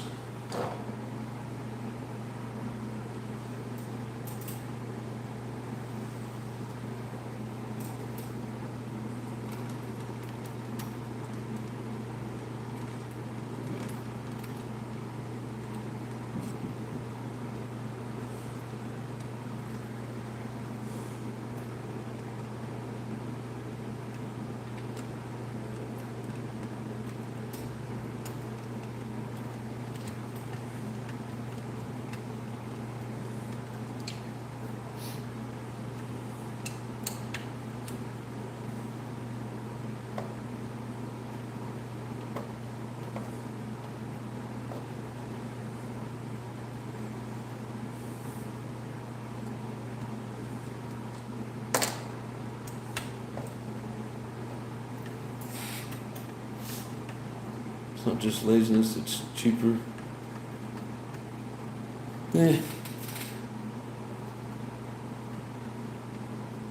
For the most part, people don't know how to tune, and it scares them, they don't want to do it. It's easier just to plug in a battery. Same reason most cars are automatic now, and there's very few sticks. People weren't buying them because, well, like I said, it's human nature, we're lazy.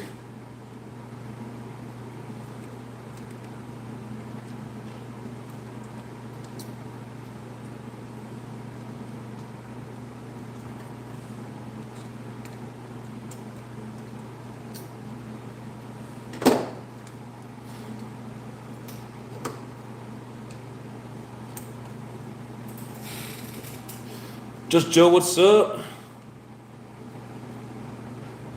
Off the guy, how's it going, brother? Stripped gearhead, what's up, brother? How you doing? In my hobby shop, I frequent started carrying more fuel. Yeah, it seems like Nitro's kind of making that comeback. I don't know that they're gonna get crazy on, you know, selling a bunch of nitros again, but like you say, the fuel, you know, people are still running a shit ton of nitros.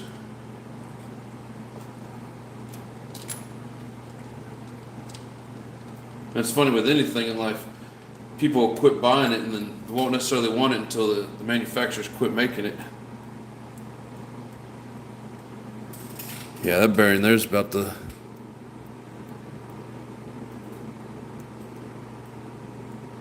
go as well.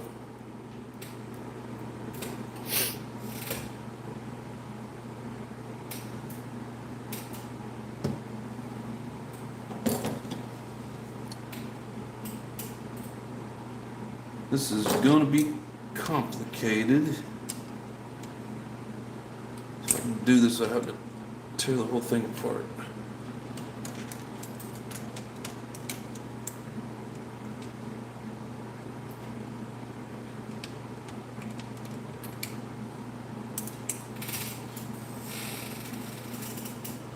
CBH, what's up? It's like stick shift cars. Yeah, exactly. Uh, People quit wanting to put all that effort into it because automatics are easier, so they quit buying them for the most part.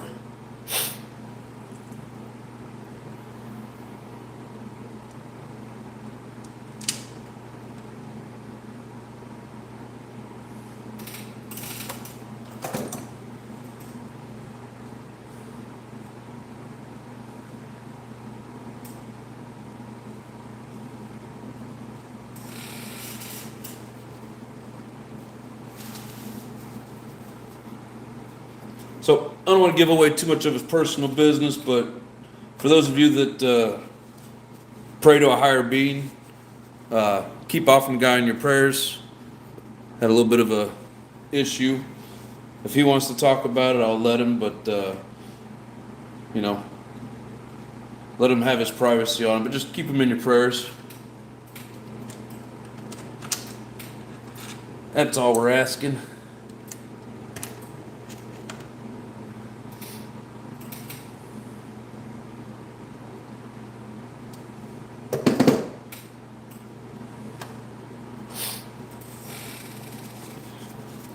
You're welcome, my friend.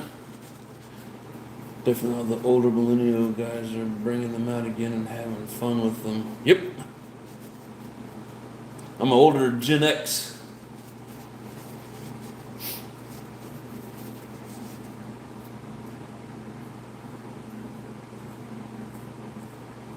$2,400 for what? I guess I missed some of that.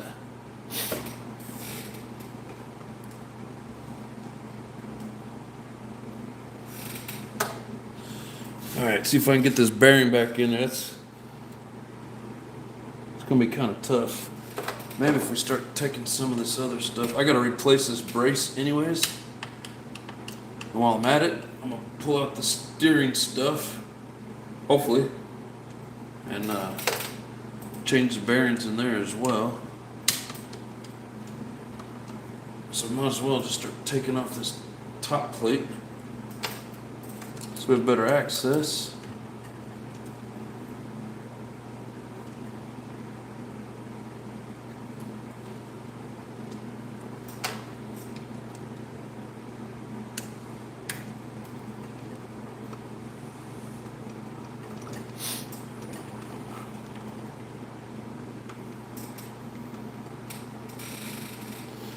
Carpet track, vintage stuff has been coming back in a big way. Vintage is coming back everywhere. I've seen a lot of videos on it. Bringing tracks in and run them outside the hobby shop. Cheaper to keep her vintage nitro rules. That's some funny shit. Oh, did I hear someone say they knew someone who had a fist fight with a grinder? Hope that wasn't. I don't know exactly what all that means, but no, I don't think that was Hoffman's problem. A fist fight with a grinder.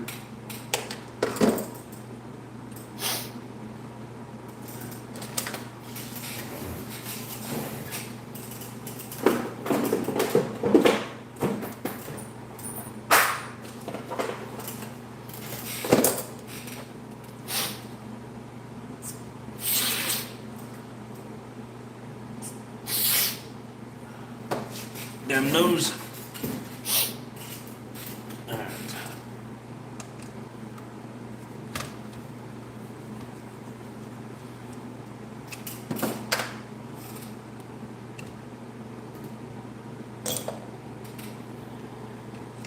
Sweet.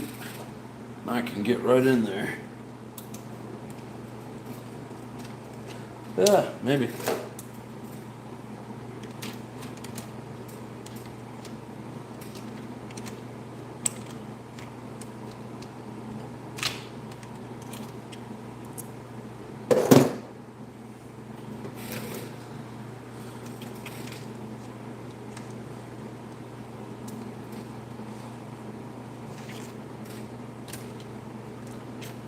Yay.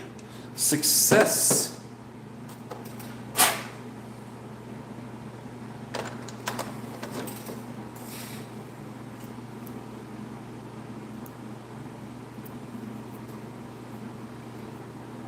The screw snapped in so satisfying. It was a bearing that snapped in. But yes, felt good. Baked beans are good for your heart. The more you eat, the more you fart.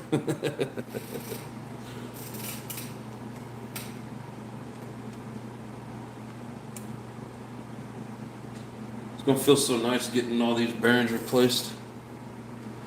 I mean, not only is it gonna just roll smoother, but it's just gonna be like a sense of accomplishment.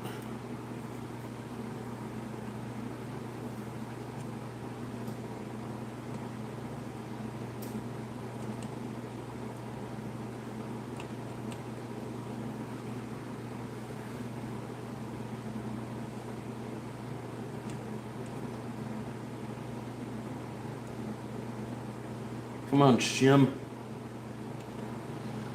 Get on there, Shim.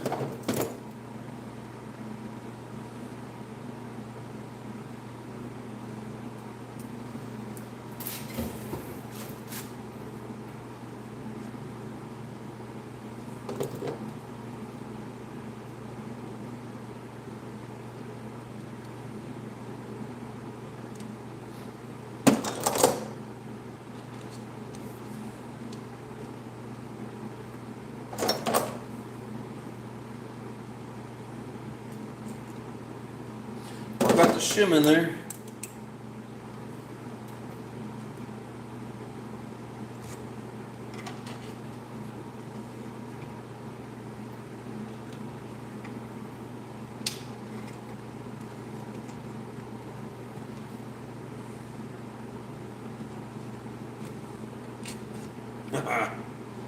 Success.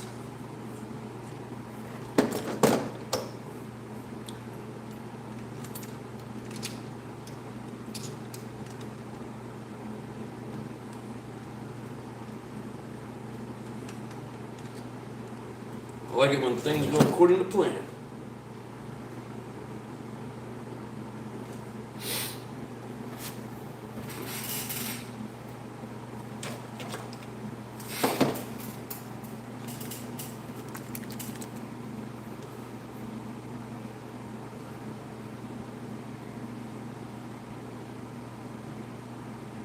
Those funny rings.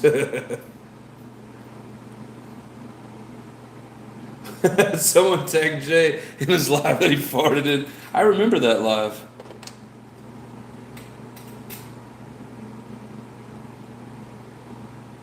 That thing had some volume to it.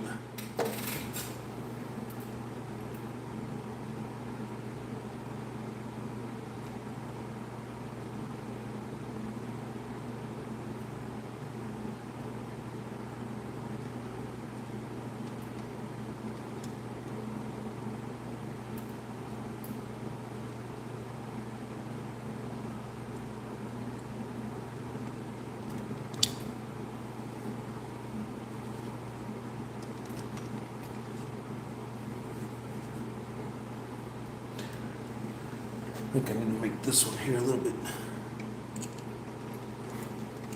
bit tighter.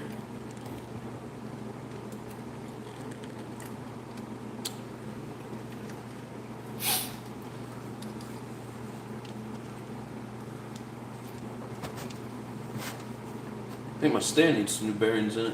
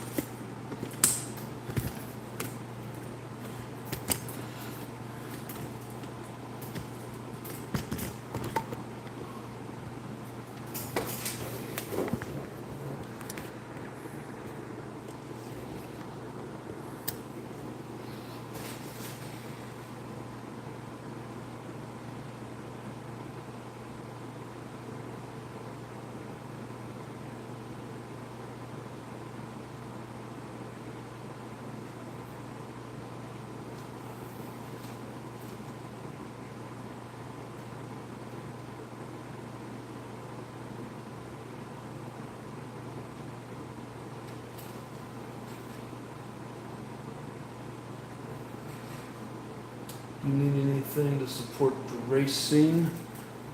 Uh, Tires and fuel. If that's the kind of support you're talking about.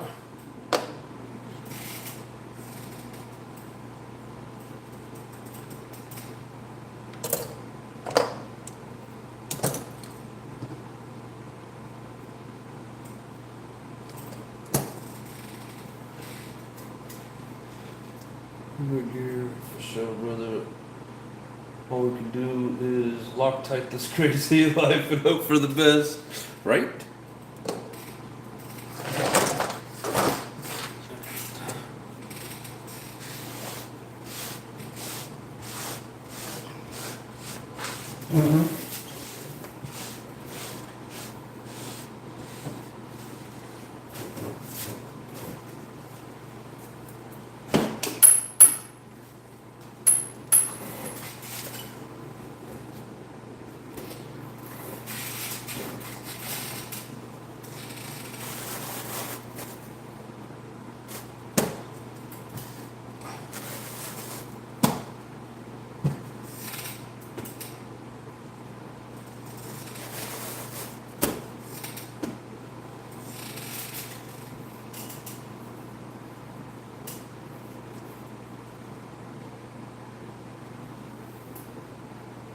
I got lots of both.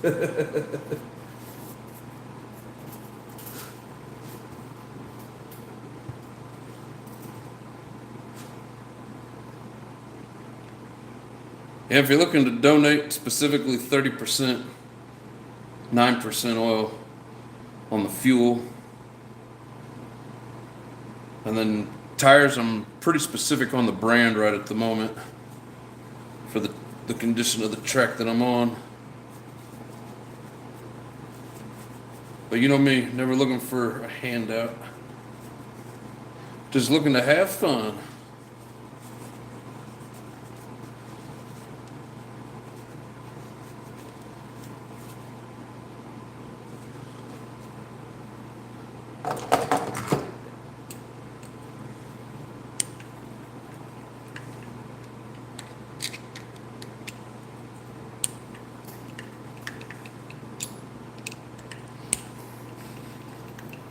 I got 12 gallons on hand, Jesus Christ. Don't know what city fuel looks like. Probably expensive shit. I think if they're in the 1 gallon containers, you gotta pay hazmat fees, which is why everybody sells them in the quarts. Well, when they're shipping them anyways.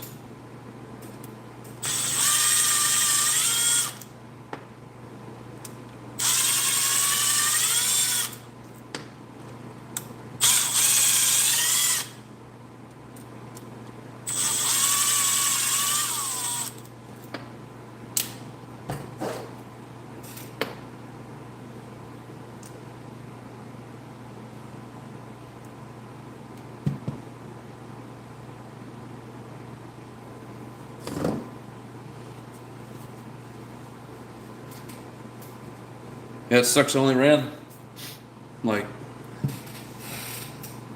I don't know, a race and a qualifying and a little bit of practice, and then this oil's still good, but I gotta dump it out to get to that other bearing.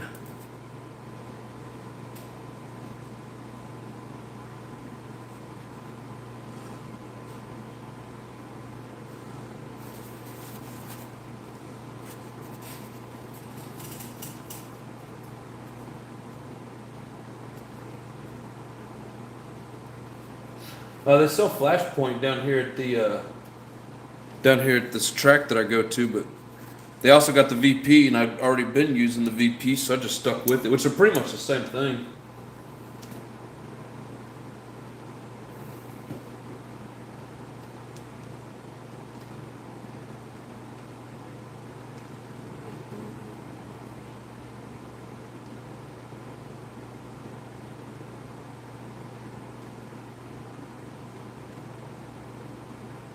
When we win in our first race, I don't know, man. Probably in a couple years. Hopefully soon. Hell, I can't even win the amateur hour. What do they call it? The novice. God, I hate whenever these won't come off.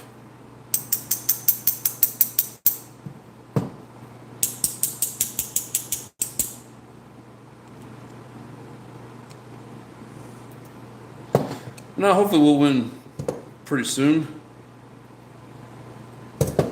These people got so much experience ahead of me. Like once I figure out how to get, how to drive it fast and not crash, that's the key, right? If I can ever figure that part out.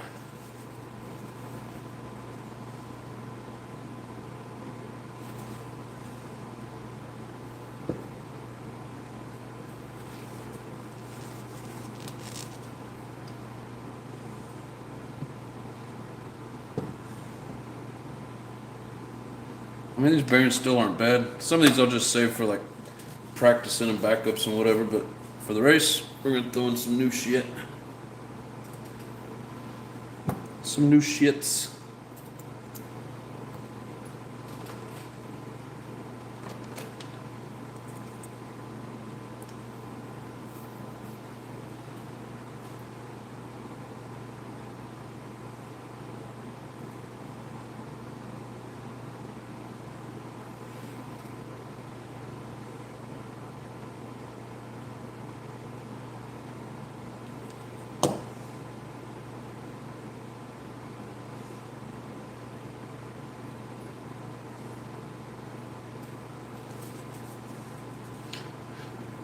In case you guys are wondering, a little groove around that shaft. It's the grease groove.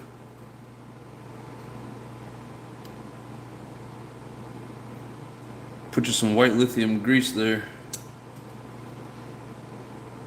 Helps keep the oil, the diff oil from seeping out.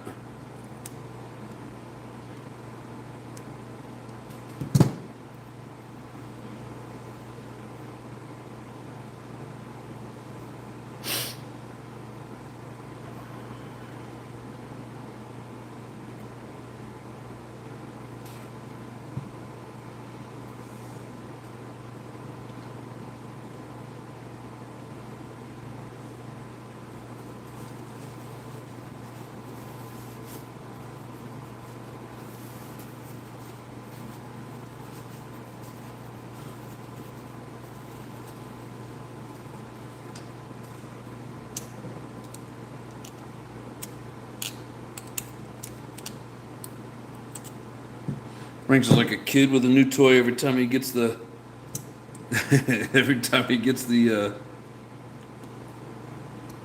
the membership. Playing with that scratch. That's something that Adam Drake was saying. When you take this apart and you still got that white lithium grease in there, everything's doing its job. That's a good thing.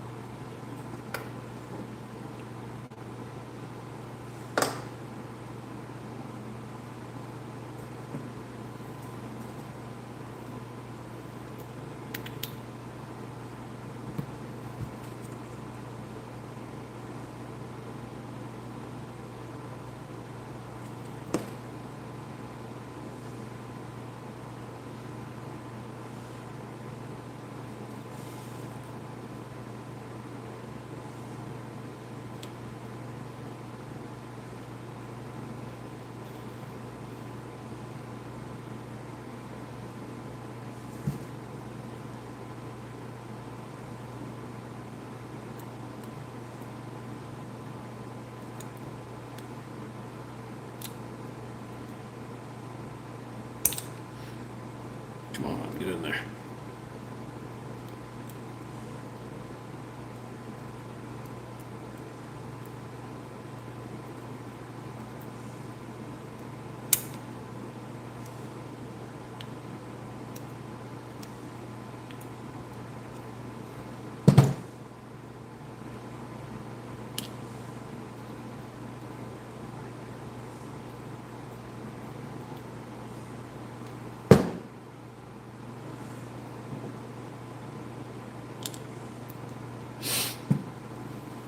Being this is the front one, we're gonna drop some 10K in it.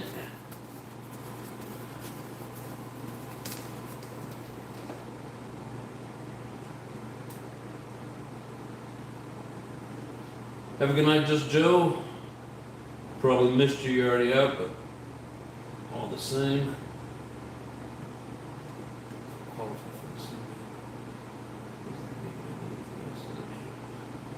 Right, I always look at the small goal, equal big ones.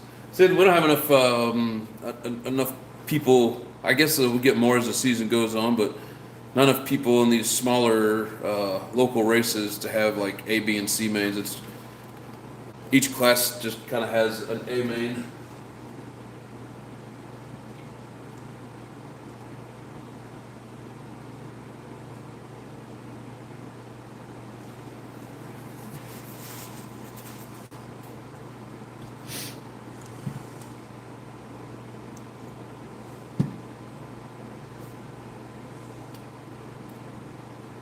This stuff is fairly clean, so I'm not worried about cleaning the oil off of there. It's the same oil and it's only ran a few times.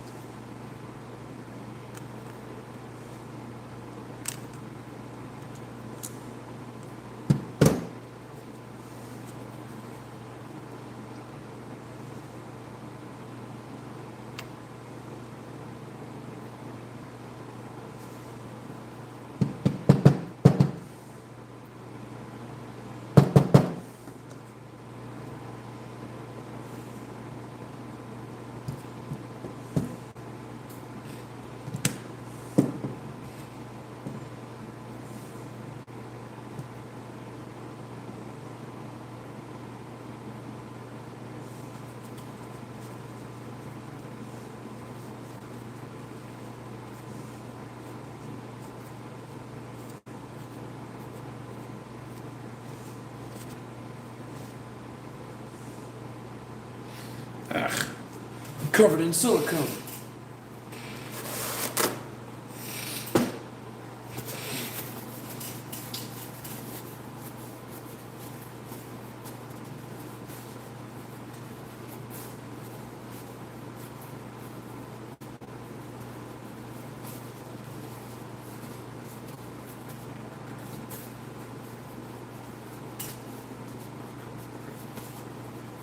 The channel very soon wants to see every bad result as a chance to grow or an opportunity, not as a failure. You know, it's like I can always see myself doing good and winning, and then I get out there on the track and my hands don't, my hand-eye coordination don't cooperate with my brain.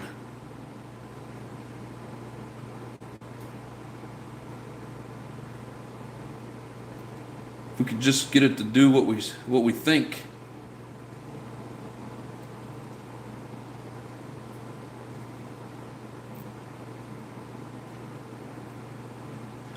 I just got to get comfortable with the angles of the track, because when you're going what looks like straight from left to right, especially on this track, a lot of them are angled.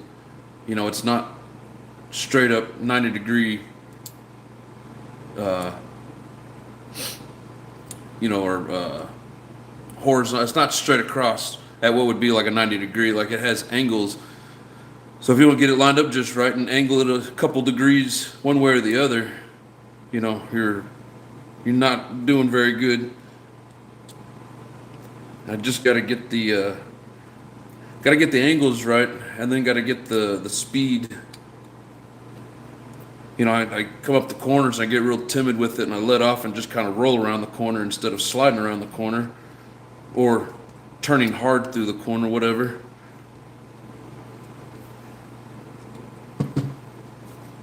One of these days it'll click.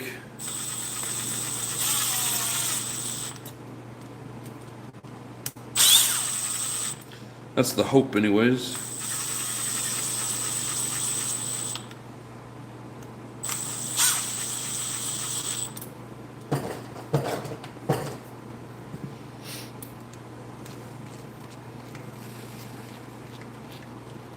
I have to order from suppliers like BC Bearing or Federal.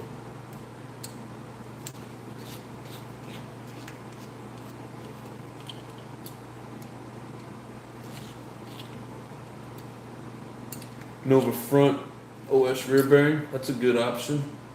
Good choice. Just want to pick the shoe start bump box for 20 bucks. Oh, nice. That's a hell of a deal. Those are like 80 bucks.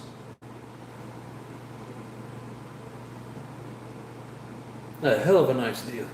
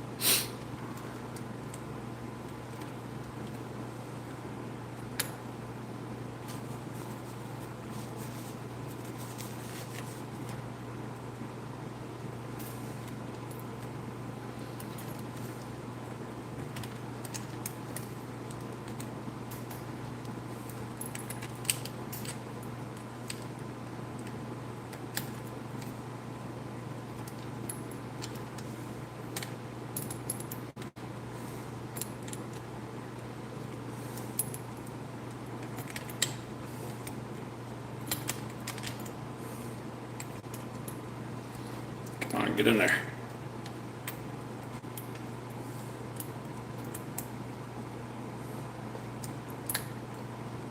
Get in your hole.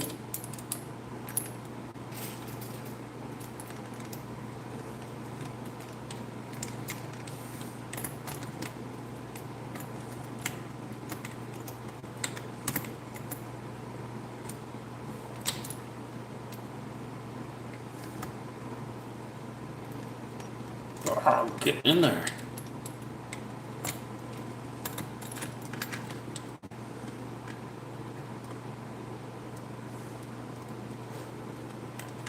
I don't usually have too many problems with getting these diffs back in, but sometimes you can't get the angle right to get the dog bones in.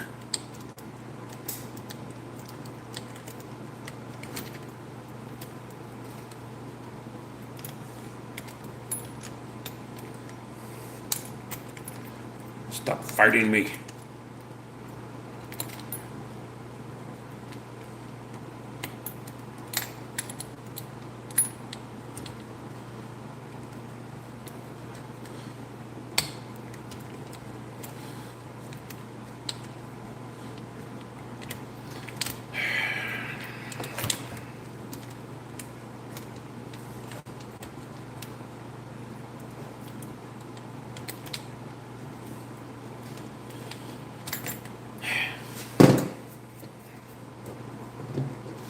Maybe if I flip it off, it'll do what I tell it to.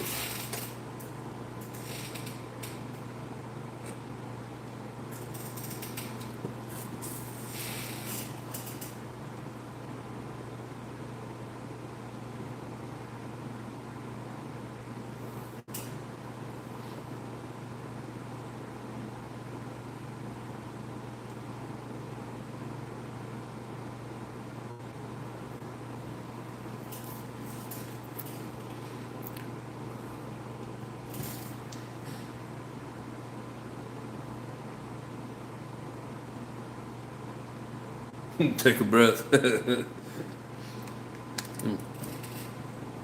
Take something else right out of this bitch.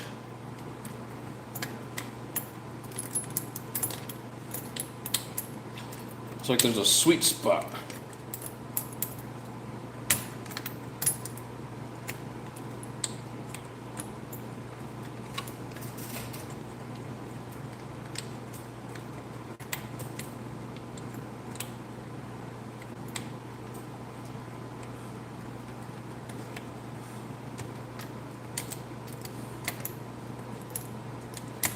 Come on, you dirty little whore. I know you go in there, you came out of there.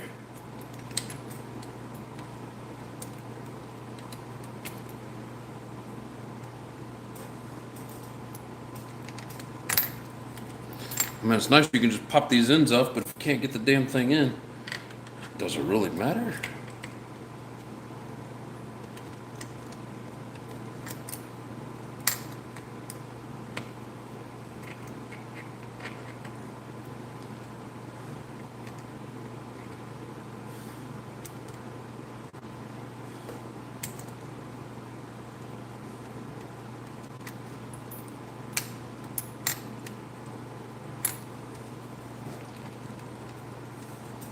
I don't normally have this much trouble getting these back in.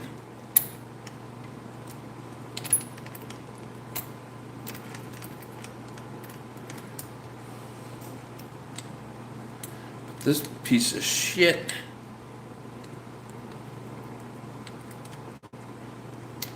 Lucky I don't have a hammer. Come on. I mean, I've done this before.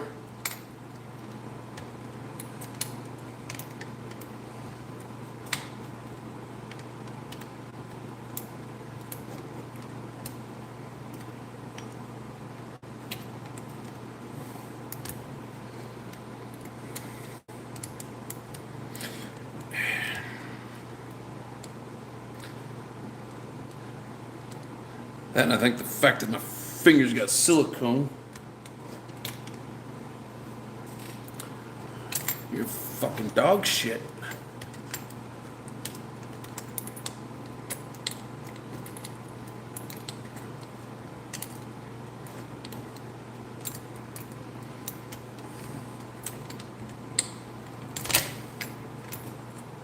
Fuck you, it's two-wheel drive now. The banter, not the struggle. We're treated like a wilderness. Imagine home. Always put in new clutch bearings before main, but I use cheapies. HSP is never looking better. Hell no. Differential truggy main was checked out and then had DNF because of two rear pinion bearings. Yeah, I didn't get to do my first qualifier because of the I think it was the driver's side diff bearing went out.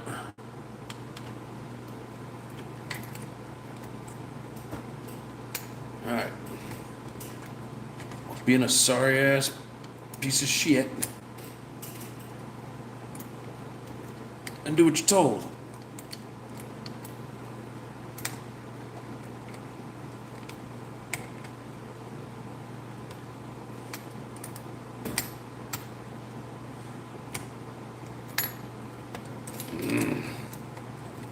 I know this shit works because I've done it before and it just freaking came out.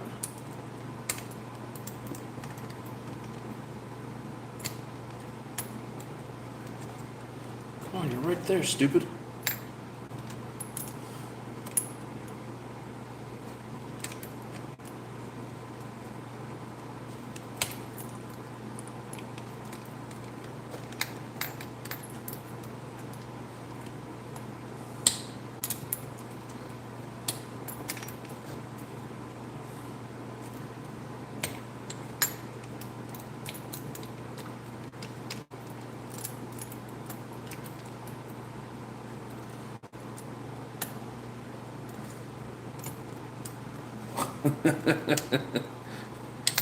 Sorry ass shit.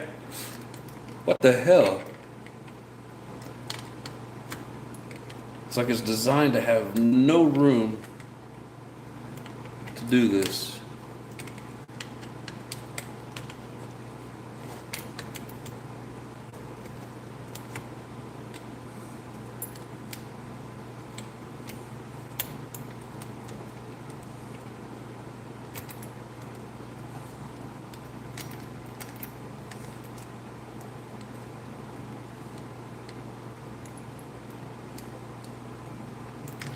Come on, man, just drop in there like you're supposed to.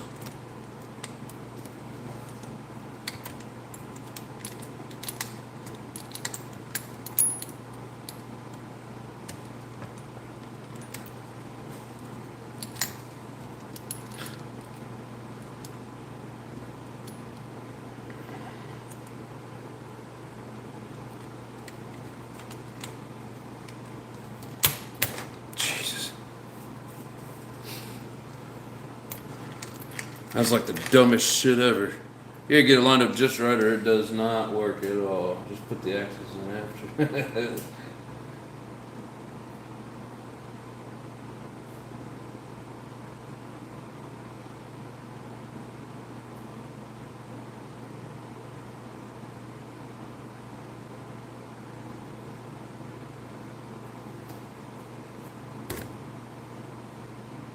How much for the rear-wheel drive buggy?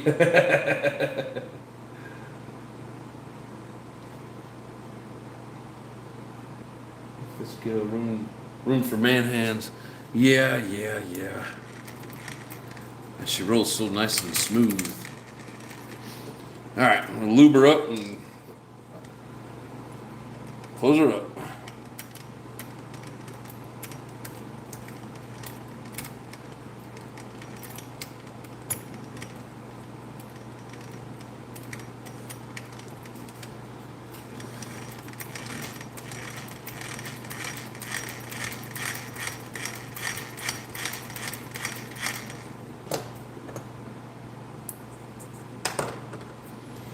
Blech.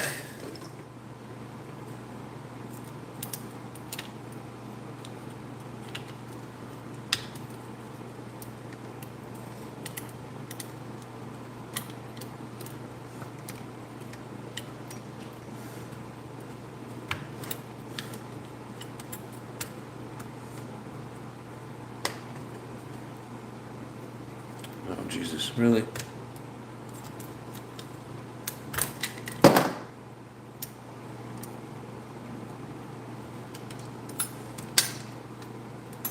We're supposed to come out of there. What the hell?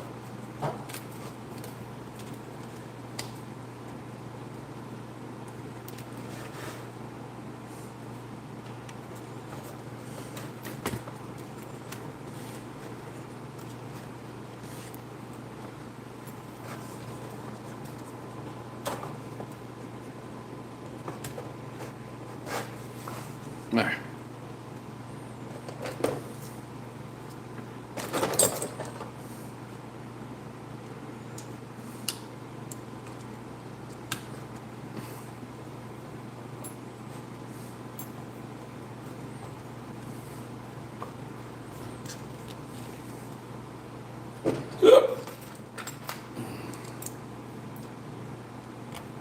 Well, now we got our ass whooped by that. Finally gonna win the battle.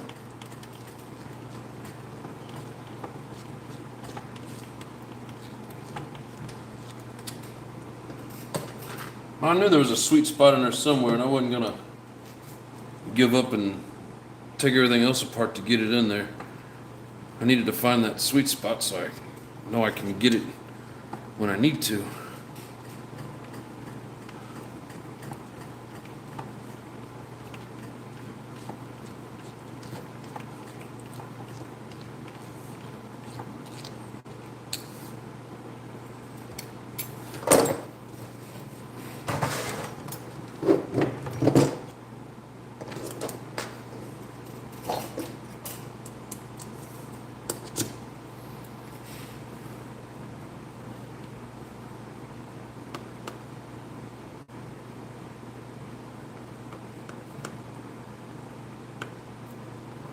More room in your pockets too. Yep. Yeah, Fiscale is pricey, but you could say worth it.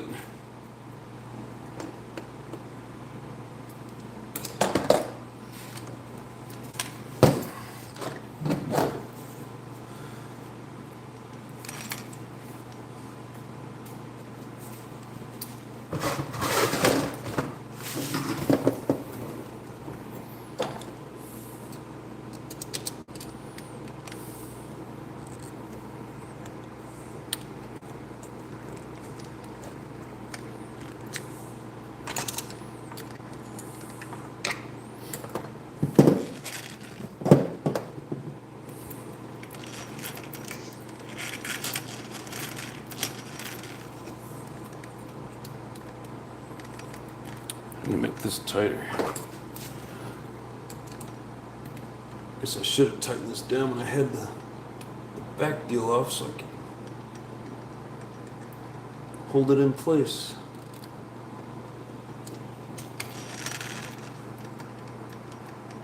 Definitely tighter than what it was. This bearing, these two bearings back here. Oop.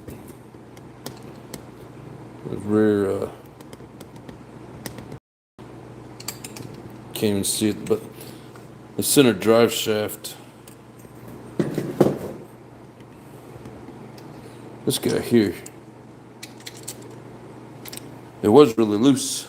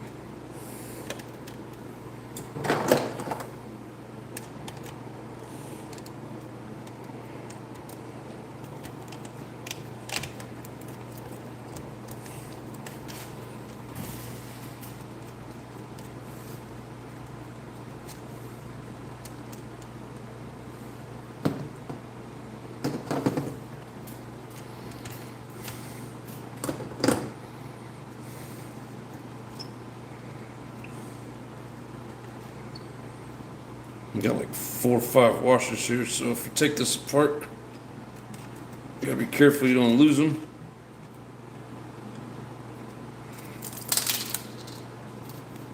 Like that. I had a plan, but it didn't work.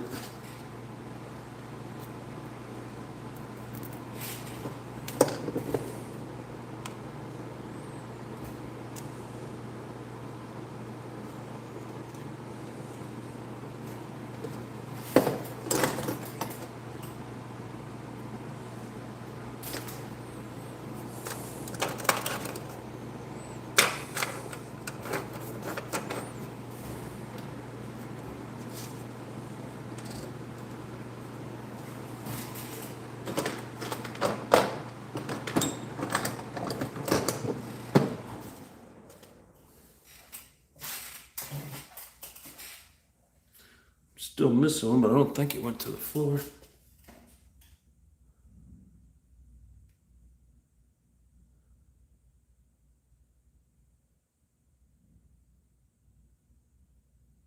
Front wheel drive truggy.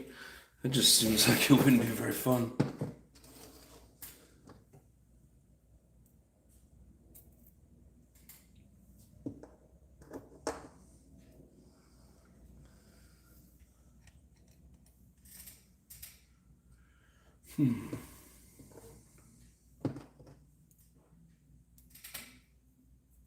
Either I found them all or there's one more running around somewhere.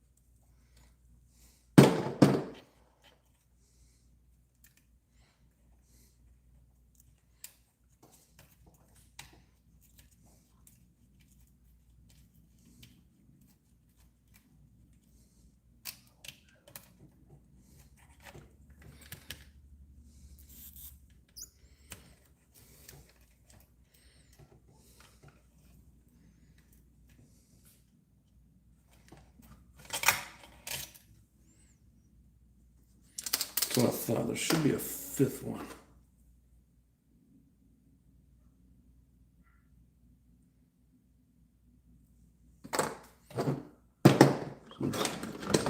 Definitely missing one.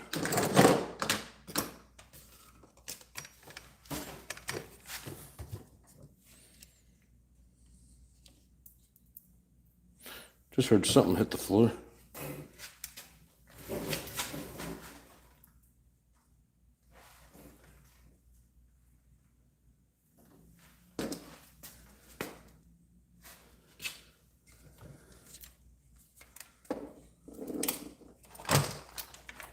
Found it.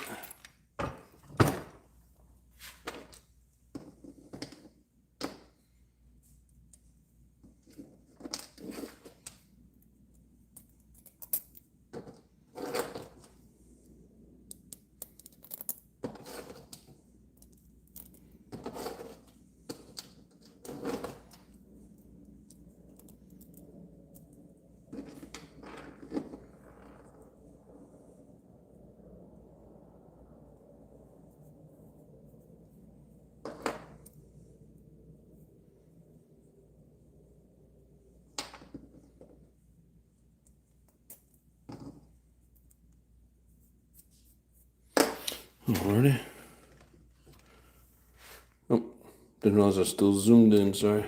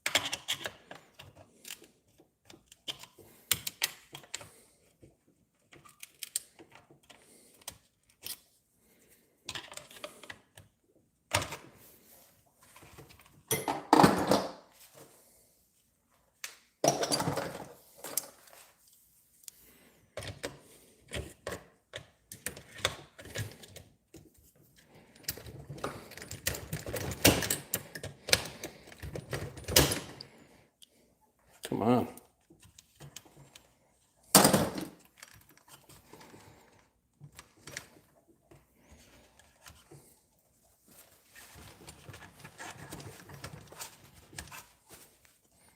Trying to do this without taking the whole thing out. Or trying to do it without having to take the whole thing out.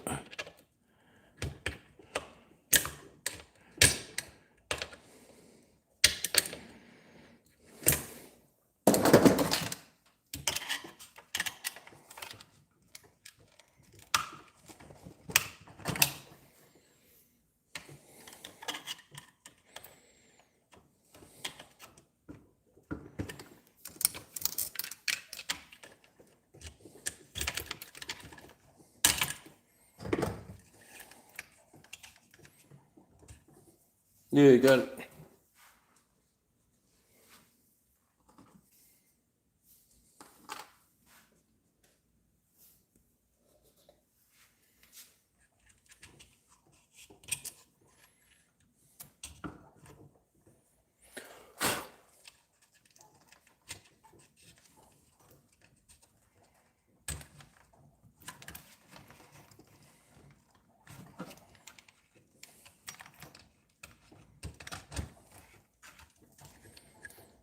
Post come loose.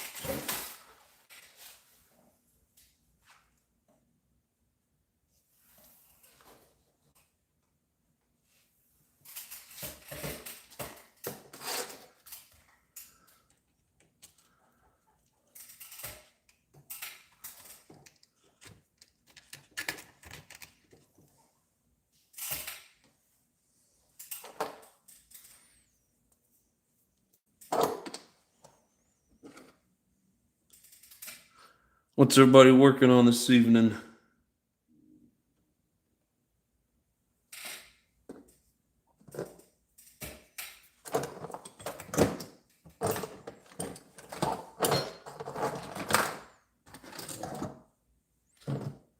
Where did it go?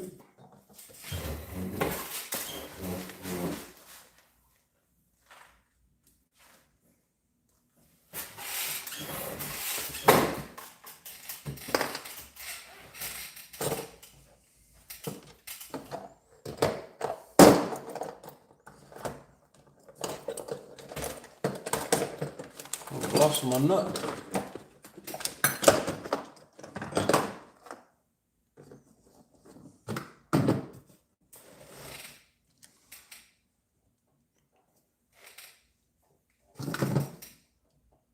What the hell?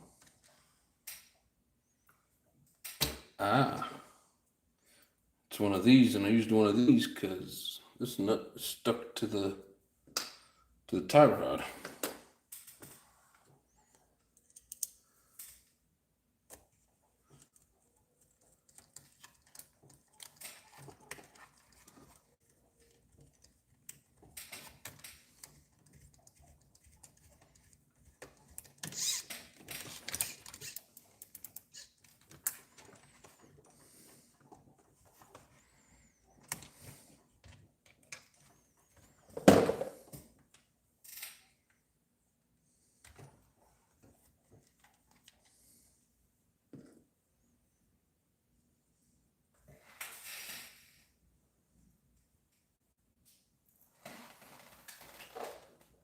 What type of shocks are they?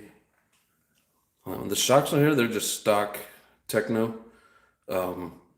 These are emulsion shocks.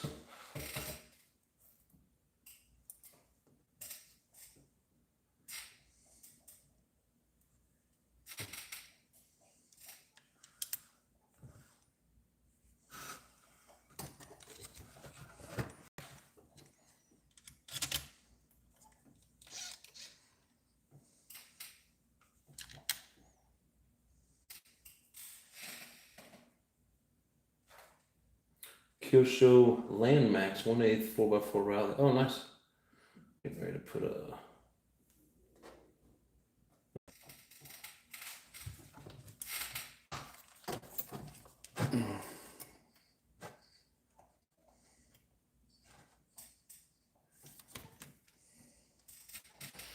Don't lose the washers.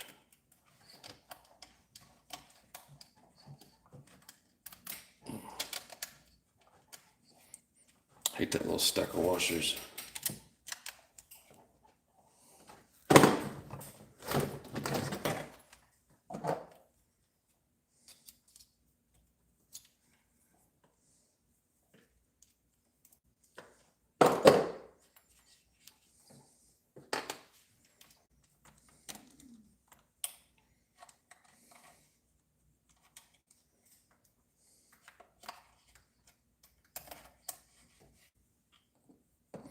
Now the trick is to get some Loctite on here and the shit not fall apart before I can get the nut on.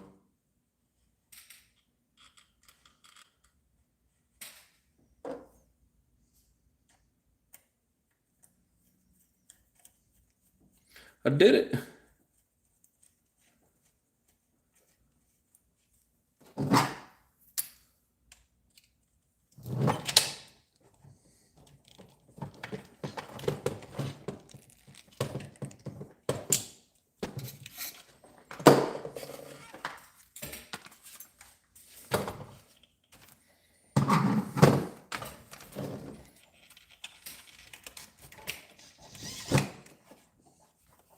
No, stay on.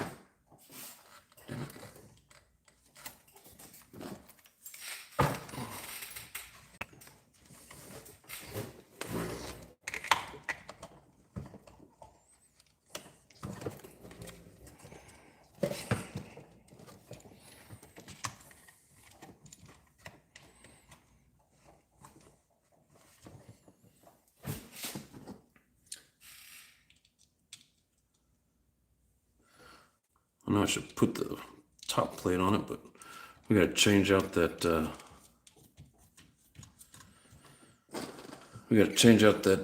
brace. So don't really want to put it all back together just to take it all back apart.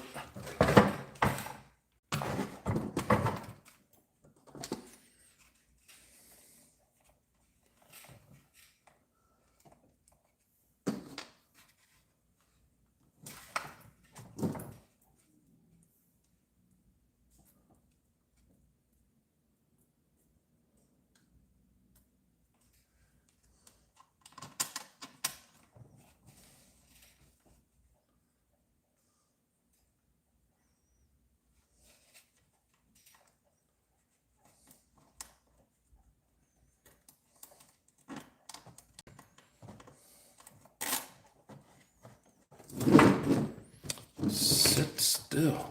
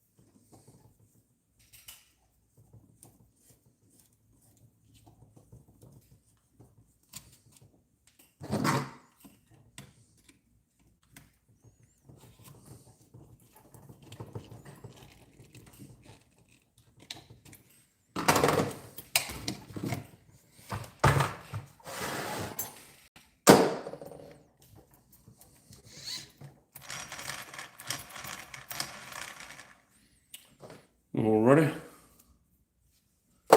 Save the fun stuff for tomorrow. I'll swap this out, which means all this has to come out of it. I have to notch it out for this servo to fit, just like I did this piece. And that's not what's broke. What's broke is this mounting hole here. And then looks like my center diff has a leak. So basically need to go through it, change the bearings and fix that. And we should be ready for the race. Alrighty.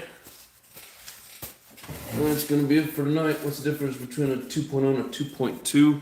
I don't know all the differences, but there's even a 2.1 in there. But I know that the diffs set a little bit lower. They call it like a -2 or something, like, -2 degrees or whatever below the center point, below zero. I don't know all the ins and outs of it completely. I know these open shock towers are new to the 2.2. So mainly shock towers, the diffs. I think the A-arms are probably a little bit different, but I mean, there's not a whole lot of difference as a whole. But I'm pretty sure, like when they did the 2.0 series, they changed all this electronics around. So after like the 48.3, it went from that solid tray that holds everything to these individual pieces. I'd have to get the other buggies out. Well, actually, I don't even have a 2.0 to really compare it to, but they're pretty similar. Mainly, I think it's just like the shock and the way that the diff, it sits a little bit lower to give you a lower center of gravity. So the center diff looks a lot like that one. Yeah, the center diffs are probably all pretty similar, but are your shock towers? Here, I bet your car looks a lot like this.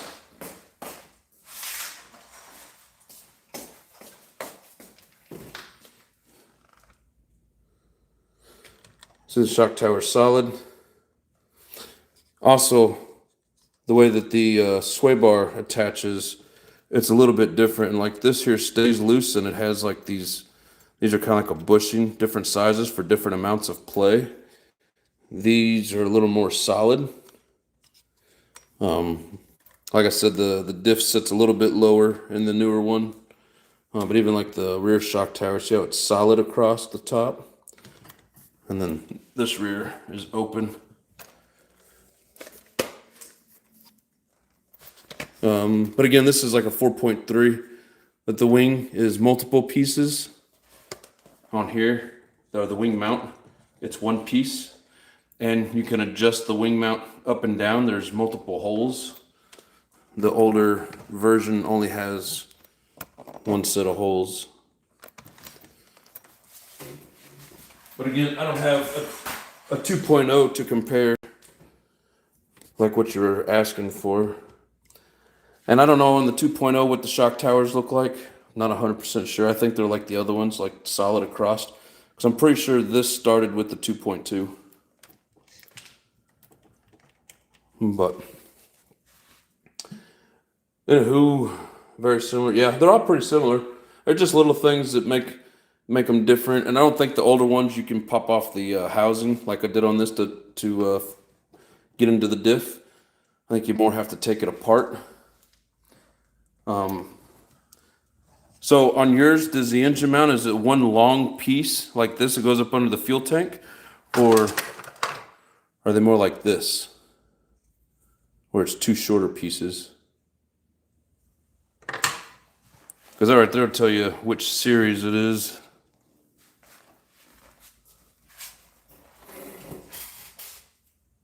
We'll take them back together. It's another one my little boy tore apart for me without permission.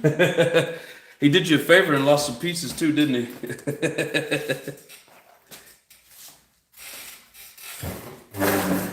I'm just trying to help, Daddy.